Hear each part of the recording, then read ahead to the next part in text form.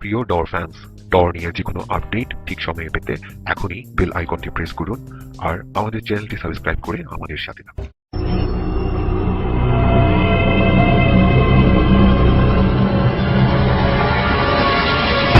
ডর মানে ভয়। পৃথিবী অপার রহস্যময়, বিজ্ঞান সেই রহস্যের জট খুলছে প্রতিনিয়ত। আজ যা অনাবিষ্কৃত তা অবিশ্বাস্যও বটে। আমাদের ডর অনুষ্ঠানে যে ঘটনার মুখোমুখি আপনি হতে যাচ্ছেন তার যুক্তিসিদ্ধ উত্তর নেই। আমরা প্রতিদিনের জীবনে ভয় বা রহস্যকে যেভাবে স্থান দিয়েছি সেভাবেই এই অনুষ্ঠান আপনার কাছে জায়গা করে নিচ্ছে। এই অনুষ্ঠানের কোনো ঘটনাই সার্বজনীন নয়। ডর মানে ভয়।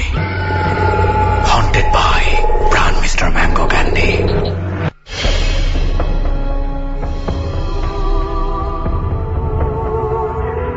ডরের 105তম পর্বে আপনাদের সবাইকে স্বাগত জানাচ্ছি।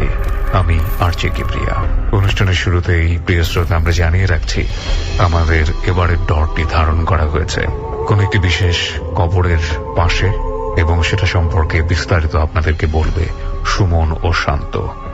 ডরের 105তম পর্বে আমাদের সঙ্গে যোগ দিচ্ছে 6 জন অতিথি: আশিক, নুহাস, হৃদয়, আরাফাত, রাব্বি এবং রেজন। অনুষ্ঠানের শুরুতেই প্রিয় শ্রোতা আপনাদেরকে মনে করিয়ে দিচ্ছি বাংলাদেশের একমাত্র হন্টেড রেডিও রিয়েলিটি শো, যেটি হচ্ছে ডর। সুমন এবং শান্ত বাংলাদেশের বিভিন্ন জায়গায় ঘুরে ঘুরে অন দ্য স্পটে থেকে সংগ্রহ করে অধিভৌতিক নানা ঘটনা। অনুষ্ঠান চলাকালীন সময়ে আপনি চলে আসতে পারেন আমাদের ফেসবুক পেজে। ফেসবুকের ঠিকানা www.facebook.com/dortarot DAARTAROT। আমি আবারও বলছি DAARTAROT। শুরু করছি আমরা ডরের 105তম পর্ব, হন্টেড বাই প্রাণ মিস্টার ম্যাঙ্গো ক্যান্ডি। এবং শুরুতেই সুমন ও শান্তর অন দ্য স্পটে যাওয়ার সাউন্ড বাইট।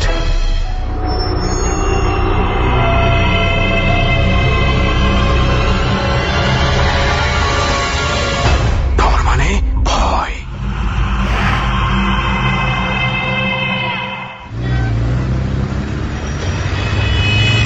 ওকে শান্ত, তৈরি আমরা? হ্যাঁ, আমি তো তৈরি। সো আমিও তৈরি।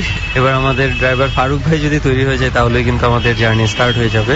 আসলে শুধু ফারুক ভাই না, সাথে আরো ইকুইপমেন্ট ওঠানোর জন্য যে মানুষজন কাজ করছে তাদেরও হেল্প দরকার, তো একটু সময় হয়তো লাগতে পারে। যতটুকু সময় লাগতে থাকুক, কারণ আজকে আমার আর তোমার টেনশন নাই, খাওয়া দাওয়ারও টেনশন নাই।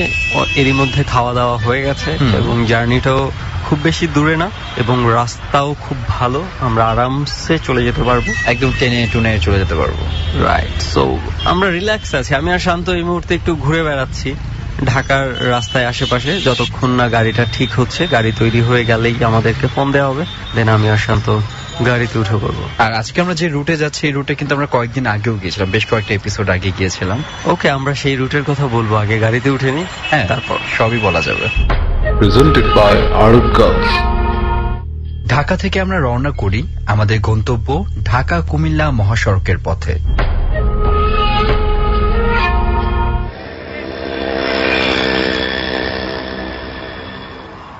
দেখছো, বলছিলাম না খুব ভালো একটা জার্নি হবে।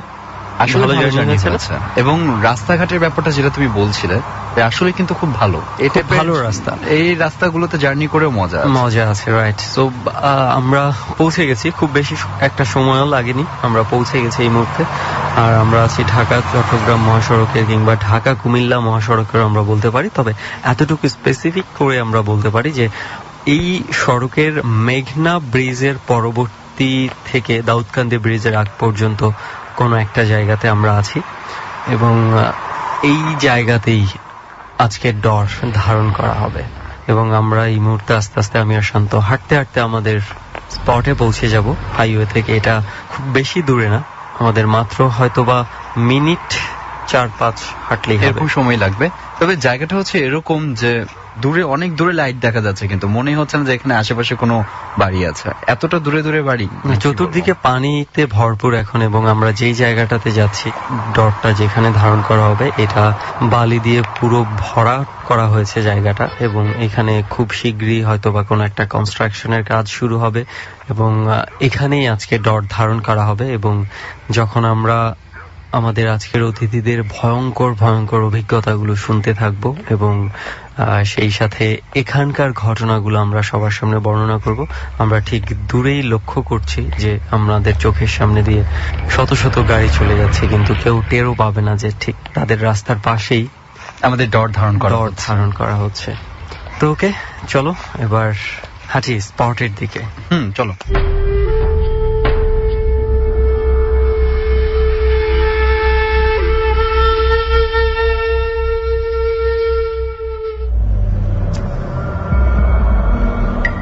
So, everybody here? Yes, এবং সবাই চলে আসছি, সবাই চলে আসছি। সো আমরা শুরু করতে পারি আজকের মূল জার্নি, যে অপেক্ষায় সবাই থাকে। এবার আপনাদের কে আমরা বলি যে অনেকেই বলেছেন যে ভাইয়া এই জায়গাটা তো আমি চিনি, এবং চিনি বলতে এমন ভাবে বুঝিয়েছেন যে এই রাস্তা হাইওয়ে দিয়ে আপনারা অনেকবার গিয়েছেন, কিন্তু এই জায়গাটার কথা জানতেন না। ইনফ্যাক্ট আমি নিজেও এই জায়গা দিয়ে অনেকবার আসা যাওয়া করেছি। আসলে ব্যাপারটা হচ্ছে কি, এটা এত বেশি ব্যস্ততম একটা হাইওয়ে যে সবাই মোটামুটি কম বেশি এসেছে, এবং যারা ইভেন এখন ডট শুনছে তাদেরও অনেকেই এখান দিয়ে আসা যাওয়া করেছে, হয়তোবা এই এলাকাটার খুব আমাদের স্পটের খুব আশেপাশে কোথাও কারো বাড়ি আছে, সেখান থেকেই হয়তোবা শুনছে, জানি না। তবে এতটুকু বলি যে আজকের যে জায়গাটা রয়েছে, এই জায়গাটার বর্তমান যে পরিস্থিতি আমরা দেখছি, হয়তো আজ থেকে কিছুদিন পরে কিংবা 1-1.5 বছরের মাথায় স্পটটার পুরো চেহারাটাই পাল্টে যাবে, কারণ আধুনিকতার ছোঁয়া লেগে গেছে এখানে, এবং অত্যাধুনিক সব মেশিন গুলো চলে এসেছে, এবং এখানে কনস্ট্রাকশনের কাজও শুরু হয়ে যাবে কিছুদিনের মধ্যে, এবং কয়েকদিন পর দেখা যাবে অনেক বাড়ি হয়ে গেছে। তো যাই হোক, বাড়ি হোক বা ইন্ডাস্ট্রি হোক, যেটাই হোক, এটা যারা করবে তারাই বলতে পারবে। তবে আমরা এতটুকু বলতে পারি, আমরা ঠিক যে জায়গাটাতে বসে আছি, অর্থাৎ আমাদের এখান থেকে ঠিক আপনাদের বাম সাইডে এবং শান্তর ডান দিকে, এই দুটো জায়গার মাঝে যে জায়গাটা রয়েছে, এই জায়গাটাতে যে অংশটুকু আপনারা দেখতে পাচ্ছেন, এই অংশটুকুই হচ্ছে আজকে এখানে আসার কারণ। বলেছিলাম, একবার চিন্তা করেছিলাম আমরা ঠিক ওই জায়গাটাতেই যাই বসি, কিন্তু পরবর্তীতে অনেক চিন্তা করে দেখলাম না, কিছু কিছু জিনিসকে বিশ্বাস করুন আর না করুন, মনে হয় মানে ঘাটানো উচিত না ঘাটিয়ে চলাই ভালো। সো আমরা দূরে থেকেই আজকে ওই জায়গাটা দেখছি, এবং এই ঘটনাগুলো আজকে শুনবো যে এখানে কি রয়েছে। তবে আপনাদেরকে এতটুকু বলে রাখি, আপনারা যে জায়গাটাকে দেখছেন যে বালু পড়ে আছে, শুধু বালু আর বালু, এবং কিছু ইট সিমেন্টের বস্তা পড়ে আছে, শুধু কিন্তু এখানে এগুলোই না, এর বাইরেও অনেক কিছু আছে, এর বাইরেও কিছু একটা আছে। যাই হোক, সেটা আস্তে আস্তে জানবেন। সেই ঘটনায় যাওয়ার আগে একটু ঝটপট বলে নেই যে আজকে যদি সময় থাকে তাহলে আপনাদেরকে আমি যে মুভির কথা আমি গত উইকে বলেছিলাম, অনেকেই আমি দেখেছি যে ফেসবুকে বলেছে ভাইয়া মুভির নামটা কি, এটা জানতে চাই ভালো করে। আমি আসলে মুভির নামটা বলেছিলাম মামা। ছবিটা আর্জেন্টাইন একটা গল্প অবলম্বনে তৈরি করা হয়েছিল, এবং আপনারা চাইলে দেখতে পারেন। 2013 সালে ছবিটা রিলিজ হয়েছিল, এবং আমার কাছে ব্যক্তিগতভাবে শান্ত মুভিটা খুব ক্লাসিক একটা হরর ফিল্ম মনে হয়েছে। যদিও আপনি মুভির এন্ডে যদি চিন্তা করেন এবং পুরো ঘটনাটা যদি চিন্তা করেন, একটা কিন্তু মাতৃত্ব বোধও রয়েছে যদি ভালোভাবে আপনি চিন্তা করে দেখেন। চাইলে দেখতে পারেন মামা মুভিটার নাম, আবারও বলছি। তো যাই হোক, মুভির কথা আমরা পরে আসছি। মূল জার্নিতে যাওয়ার আগে একটু বলতে চাই যে অনেকেই আমাকে ফেসবুক ইনবক্স করেছেন, অনেকে অনেক ধরনের ঘটনা বলতে চান, এবং অনেক কিছু অবজারভেশন দিয়েছেন। হয়তো অনেকগুলোতে রিপ্লাই করা হয় না, কিন্তু বাট প্রত্যেকের অবজারভেশন গুলো আমি দেখি, এবং সেটা আমাদের জন্য নেয়ার হলে আমরা নিতে চেষ্টা করি। একটা কমপ্লেইন দেখলাম, অনেকে বলছেন যে ডর ঠিক মতো নাকি আপলোড করা হচ্ছে না। অনেক রেসপন্স আমি পাই যারা বলে যে দেশের বাইরে থেকে ডর শুনে, তাদেরকে বলি আপনারা কিন্তু চাইলে ইউটিউবেও দেখতে পারেন। তো যাই হোক, যে কোনো ধরনের যোগাযোগের জন্য আপনি চাইলে আমার ফেসবুক পেজ রয়েছে, সেখানে চলে আসতে পারেন। আরো একটা কথা একটু ছোট্ট করে সবাইকে বলতে চাই, গত পর্বে আমরা একজন বৃদ্ধা ভদ্র মহিলার গল্প প্রচার করেছিলাম 62 বছরের, যেটা রেকর্ড করে আনা হয়েছিল। ওটার রেসপন্স কিন্তু আমরা খুব ভালো রেসপন্স পেয়েছি। অনেক অনেক ধন্যবাদ আপনাদেরকে যারা শুনেছেন এই ঘটনাটা এবং পছন্দ করেছেন এবং আমাদেরকে রেসপন্স রেসপন্স করেছেন যে ঘটনাটা আপনাদের ভালো লেগেছে। সো আমরা চেষ্টা করব যে ভবিষ্যতে যদি এই ধরনের ঘটনা আমাদের সামনে এসে থাকে আমরা সেগুলো তুলে আনার চেষ্টা করব আপনাদের সামনে। তো চলুন আর কথা না বাড়াই, এবার আমরা ঘটনায় চলে যেতে চাই এবং প্রথমে আমরা আজকে যাকে দিয়ে স্টার্ট করতে চাই আমাদের জার্নিটা, তার পরিচয়টা একটু জেনে নেব। আপনার পরিচয়টা একটু জানি, কোথায় থাকেন, কি করেন? আমি আশিক, আসছি টঙ্গী থেকে। ওকে, তো আশিক আমরা ঘটনাতে চলে যেতে চাই হ্যাঁ। সরাসরি। এটা কোথায় ঘটেছে এবং কত বছর আগে ঘটেছে? ঘটনাটা ঘটছে যে এই রমজানে, আচ্ছা। 20 রোজায়। তার মানে খুব বেশি দিন আগের ঘটনা না? ওকে তো এটা ঢাকার ভিতরেই কোনো এক জায়গায়। ওকে, আচ্ছা এই ঘটনাটা আমি একটু বলে দিই। আশিক যেই জায়গাটার কথা বলছে, যে এরিয়াটার কথা বলছে, আমাদের এটা অনেক রেস্ট্রিকশন থাকার কারণে আমরা এরিয়ার নামটা বলছি না, বাট আমরা পুরো ঘটনাটা আপনাদের সামনে তুলে ধরার চেষ্টা করব। তো আমরা ঘটনায় যাই। আচ্ছা, এটা হচ্ছে যে রাত্রে আমরা দুজনে ডিউটিতে থাকি। 12টার দিক একজনকে বললাম তুই একটু রেস্ট নে, তারপর আমি একটু রেস্ট নেব। তো যথারীতি ও রেস্টে চলে যায়, আমি বাইরে বসে আছি। আচ্ছা আশিক, আমরা আপনার অফিসের একটু বর্ণনাটা জানতে চাই, কি রকম ছিল অফিসটা দেখতে? অফিসটা ছিল দোতলা, বাউন্ডারি ছিল, পিছন সাইডে পুরাতন আম গাছ আছে দুটা, আবার অফিসের সামনেও দুটো আম গাছ আছে। আচ্ছা, তো আমি ঘন্টাখানেক বসেছিলাম, বসে মনে মোবাইল। কয়টা বাজে তখন? তখন 1টা কি 1:10 এরকম। আচ্ছা, মানে আপনি ওই দিন রাতে ডিউটি? হ্যাঁ হ্যাঁ, বাজে আমি দেখছি। তো আমি ওইটা দাঁড়ায় শরীরটা একটু মানে একটু ইয়ে করে, তখন আমি আবার ফেসবুকে ঢুকে আমি বলি যে একটা রাউন্ড দিয়ে আসি, অনেক সময় তো বসে আসলাম। তো আমি রাউন্ড দিতে যাব, পুরোটা অফিস মোটামুটি ঘোরা শেষ, কিন্তু ওই জায়গাটা এমনিতেই হন্টেড। ওইখানে মোটা আম গাছ, তারপরে অনেক ময়লা টয়লা ফেলায় রাখে ওই জায়গাটা, মানে সবাই যাইতে চায় না। মানে আপনি হচ্ছে ওই বিল্ডিংটার চতুর্দিকে একটা রাউন্ড দিতে হয় একটা নির্দিষ্ট সময় পর পর? হ্যাঁ। তো আমি যাই, যে ফোনটা আমার হাতে, আমি ফোনের দিক তাকিয়ে হাঁটতেছি সামনের দিকে, হঠাৎ করে কিসের সাথে যেন আমি একটা ধাক্কা খাইলাম, পুরো বডি মানে ধাক্কা লাগছিল। তখন আমি নিচের দিকে লাইটটা ধরি, মোবাইলের লাইটটা নিচের দিকে ধরি। তো ধরার পরে দেখলাম দুটো পা, মানে পাশাপাশি দুটো পা, আর পা দুটোর হাইট হবে 1 থেকে 1.5 ফুট, মানে 1.5 ফিট। পায়ের মেঝে নখ ছিল যে জন্তুর নখের মতো এরকম। তো আমি উপরের দিক তাকাই, আমি যে ওনার মাজার নিচে পড়ে, তো আমি উপরের দিক তাকাইছি, তাকানোর পরে ওনার ফেসটা আমি দেখতে পারি না, বুকটা দেখছি এমনি নর্মাল এরকম। উপরে যখন ভালোভাবে দেখলাম, তখন পরে যেমন টর্চ লাইট দুটা কেউ ধরে রাখলে দুই সাইড দিয়ে দুটা, এরকম একটা, মানে ওনার চোখটা আর কি এরকম, মানে আলো দেখা যাচ্ছিল? হ্যাঁ আলো, মানে একদম টর্চ লাইটের মতো, মানে আরো বেশি পাওয়ার এরকম। তো আলোটা ছিল লাল, সাদা না। তো এটা দেখে আমি অজ্ঞান হয়ে যাই। তো সকালবেলা আমি আমার বেডে অবস্থান করি। মানে সকালবেলা আপনি যখন টের পান, যখন সকালবেলা 9:30টার দিকে আমি আমার বেডে আমি অবস্থান করি। তো আমার পাশে দেখি আমার স্যারেরা আছে, আমার সাথে যারা কলিগ আছে এরা আছে। তো সবাই জিজ্ঞেস করে যে কি হয়েছে। আমি বললাম যে স্যারদেরকে বললাম, স্যারদের বিশ্বাস করে না, এই ফালতু কথা বলো, এইগুলা জানলে তো অফিসের ক্ষতি হয়।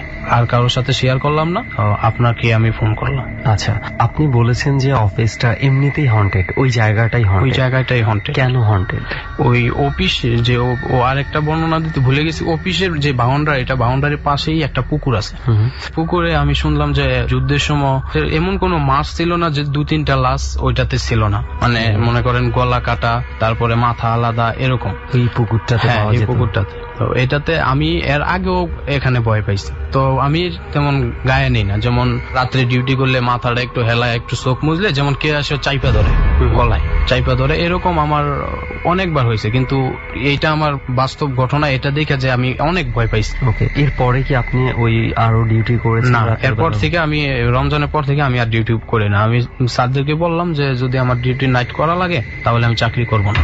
আচ্ছা, তো বললো যে ঠিক আছে, তোমার মন যতদিন ভালো না হবে ততদিন পর্যন্ত তোমার নাইট করার দরকার নেই। আচ্ছা, এইখানে কি আরো কোন ধরনের ঘটনা ঘটেছে যেটা অন্য কারোর সাথে? আমার সিনিয়র ভাই, ওনার নাম ছিল মোতাহার, ওই সময় একা ডিউটি করা লাগতো, 2 জন দিছে। আর পরে তো উনি বসে পার্টির মতো বিছনা করে উনি বসে কোরআন শরীফ পড়তেছিলেন ওই রাতের বেলাতে? ওই রাতের বেলা। বারান্দার সামনেই মোটা একটা আম গাছ, মানে এখানে যে কয়টা আম গাছ আছে সব কয়টাই হন্টেড, একবার পুরাতন আম গাছ। উনি আম গাছের উপরে কিছু একটা দেখে তো উনি অজ্ঞান হয়ে যায়। মানে এরকম কি দেখছে আমাকে পুরো বলে নাই। আমি উনাকে অনেক জিজ্ঞেস করছিলাম যে ভাই কি দেখছেন, একবার বলেন।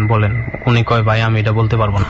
মানে খুবই কালো, উনি খুব পরেশগার লোক ছিল, সারা রাত কোরআন শরীফ পড়তো, নামাজ পড়তো। তো উনি ভয় পায় ওই দিন রাত্রে ওনাকে হাসপাতাল নিয়ে যায়। ডাক্তার বললো যে ওনার চোখে সমস্যা হয়েছে, চোখের যে কালো ইয়েটা আছে ওটার সাইড দিয়ে ওনার চোখের ভিতরে পুড়ে গেছে একটা চোখে। তো ওনাকে এখন চশমা দিয়ে এক চোখে দেখতে পান না, উনি চশমা ব্যবহার করে এখন। এর আগে কি ওনার চোখে কোনো ধরনের কোনো প্রবলেম ছিল না? ওই দিনের ঘটনার আগে? হ্যাঁ, সাথে সাথে ওনার চোখ কালো হয়ে যায়, মানে চোখের মাঝখানে তো কালো থাকেই, মানে সাদা যেটুকু জায়গা আছে ওইটুকু কালো হয়ে যায়। বলতে গেলে যে ওই ঘটনার পরে ওনার একটা চোখ নষ্টই হয়ে হ্যাঁ, একটা চোখ একবার নষ্টই হয়ে যায়। ও মাই গড। মানে এরপরে কি উনিও রাতের বেলা ডিউটি ছেড়ে দিয়েছে না? উনি চাকরি ছেড়ে দিয়েছে। চাকরি ছেড়ে দিয়েছে? আসলে ভয়, মানে কিছু ভয় আছে যখন মনের মধ্যে একবারে গেঁথে যায় ওইটাকে কোনোভাবেই দূর করা আসলে সম্ভব হয় না। যেমন আশিক ভাই ঘটনাগুলো আমাদের সাথে শেয়ার করার আগে উনিও অনেক নার্ভাস হয়ে গিয়েছিল। উনি যখন ঘটনাগুলো বলছিল উনি নিজেই ওগুলা চিন্তা করে ভয় পেয়ে যাচ্ছিল, আসলে নিজের সাথে ঘটলে যা হয় আর কি। তো আশিক ভাই, এই হচ্ছে আরেকটা ঘটনা আছে, সেটা আমার শোনা, আমার সাথে ঘটে নাই। শুনি আমরা ঘটনাটা হচ্ছে যে ও আমার মতোই এরকম রাত্রে বেলা, বললামই প্রথম পুরনো অফিস তো, ভিতরে যে টিউবওয়েলটা আছে ওইটাতে রাত্রে পানি থাকে না, ট্রান্সপোর্টের অফিস তো গাড়ি টাড়ি ধোয়ার জন্য লম্বা পাইপ দিয়ে গাড়ি ধোয়ার জন্য পিছন সাইড দিয়ে কল একটা মানে টিউবওয়েল আছে, মানে টেপ। তো ও 2টা বা 2:30 বাজে রাত্রে গোসল টোসল করে খুব সকালে ডিউটিতে যাবে, 4টা বা 3:30 এরকম টাইমে শুয়ে পড়ে। ও যায় পিছন সাইড দিয়ে হাত মুখ ধোয়ার জন্য সাবান টাবান নিয়ে যায়, তোয়ালে নিয়ে যায়, ওর পরানো ছিল তোয়ালে। ডাস্টবিনটার ময়লা আবর্জনা, মানে বাথরুমের যত ময়লা আবর্জনা আছে সব ওই ডাস্টবিনের ভিতরে। তো ওকে কি সে যেন ধাক্কা মেরে ওই ডাস্টবিনের ভিতরে ফেলে দেয়। তো ওই রাত্রে ও খুব ভয় পায়, আর ভয় পেয়ে ও অজ্ঞান হয়ে যায়। আর ওর সাথে যে আরেকজন ছিল ও কই গেল, গোসল করতে গেল, এতক্ষণ গোসলের কোনো সাউন্ডও পাচ্ছি না। ও গিয়ে দেখে ও ডাস্টবিনের ভিতরে একবারে কোমর পর্যন্ত ডুবানো, আর ও ড্রেনের যে সিমেন্ট দিয়ে ইয়ে করা ওইটার উপরে মাথা ফেলায় ও 2 হাত দিয়ে উপরে বসে আছে, আর ওর কোমর পর্যন্ত ওই ডাস্টবিনের ভিতরে, আর উপরে যে বডিটা 2 হাতটা এভাবে বাজায় ও মাথা ইয়ে করে ভালায় রাখছে। তো সকালবেলা ওকে জিজ্ঞেস করে যে, সকালবেলা কি ওনাকে যে এই অবস্থায় পায়? সকালবেলা না, ওকে 4টার দিক পায়। 4টার দিক পাওয়ার পর অফিসে স্যারেরা থাকে, স্যারেরা গিয়ে ওকে ধুয়ে পয় পরিষ্কার করে বেডাইন না শোয়। সকালবেলা ওর সেন্স আসে, তো ওকে জিজ্ঞেস করলো, স্যারদের সাথে বললো যে এ কথা কেউ ওর সাথে বললো না, তাইলে অফিসে খবর। কি হয়েছিল আসলে? ও যখন হাত মুখ ধুয়ে মানে পিছনে গিয়ে কলটা সারতে হয়, তো ও গোসল করার জন্য কলটা সারতে গেছে। তো এখানে ছিল যে বাথরুমের ময়লা টয়লা যেখানে গিয়ে জমে, এটা বড় থাকে না, এটার মুখের ভিতরে একটা সিমেন্টের মতো ইয়া ছিল, টাঙ্কির মতো 4 কোনা। তো ওইটা একটু ভাঙা টাঙা ছিল, রড টড বাইরে রয়েছিল এরকম। তো ওইটার ভিতরে ওকে কে হাত দিয়ে পায়ে টান দিয়ে ওকে নিয়ে যায়। ও অনেক চিৎকার পারে কিন্তু কেউ শুনতে পারে না। তো ওকে এক পা নিয়ে গেছে, যদি আরেকটা পাও ভিতরে না ঢুকাইতো তাহলে আরেক পাও ছিঁড়ে যাইতো। তখন ও ইচ্ছা করেই পা 2টা ঢুকিয়ে দেয়। তখন ও শক্ত করে গর্তটা আছে এটার ভিতরে শক্ত করে 2 হাত দিয়ে ধরে রাখে। তখন ও অনেক চেষ্টা করছে উঠার জন্য, ওকে এখানে নিচের দিকে টানে। তো এই সময় হয়তো আজান দিছে মনে হয়, এই সময় পরে ও ওনার পায়ের মধ্যে কোনো ধরনের কোনো কিছু, হ্যাঁ পায়ে ধরছে, পায়ে যে ধরছে একদম পা একদম যেমন রড গরম করে পায়ের ভিতরে লাগাই দিলে যেমন দাগ হয়ে যায় এরকম 5 আঙ্গুলে দাগ হয়ে গেছে। ও মাই গড। ও পরে এখান থেকে চাকরি চলে গেছে।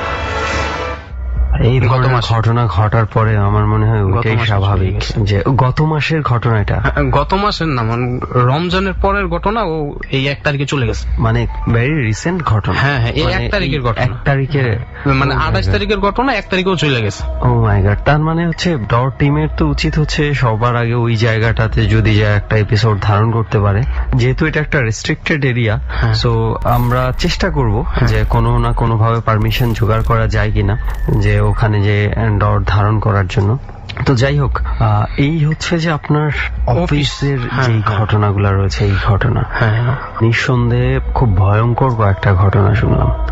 যাই হোক, জানি না এখানে যারা আছেন প্রত্যেকের কি অনুভূতি এই ঘটনা শুনে, এগুলো পরবর্তীতে জানবো। আমরা এবার একটু আরো সামনে এগিয়ে যেতে চাই।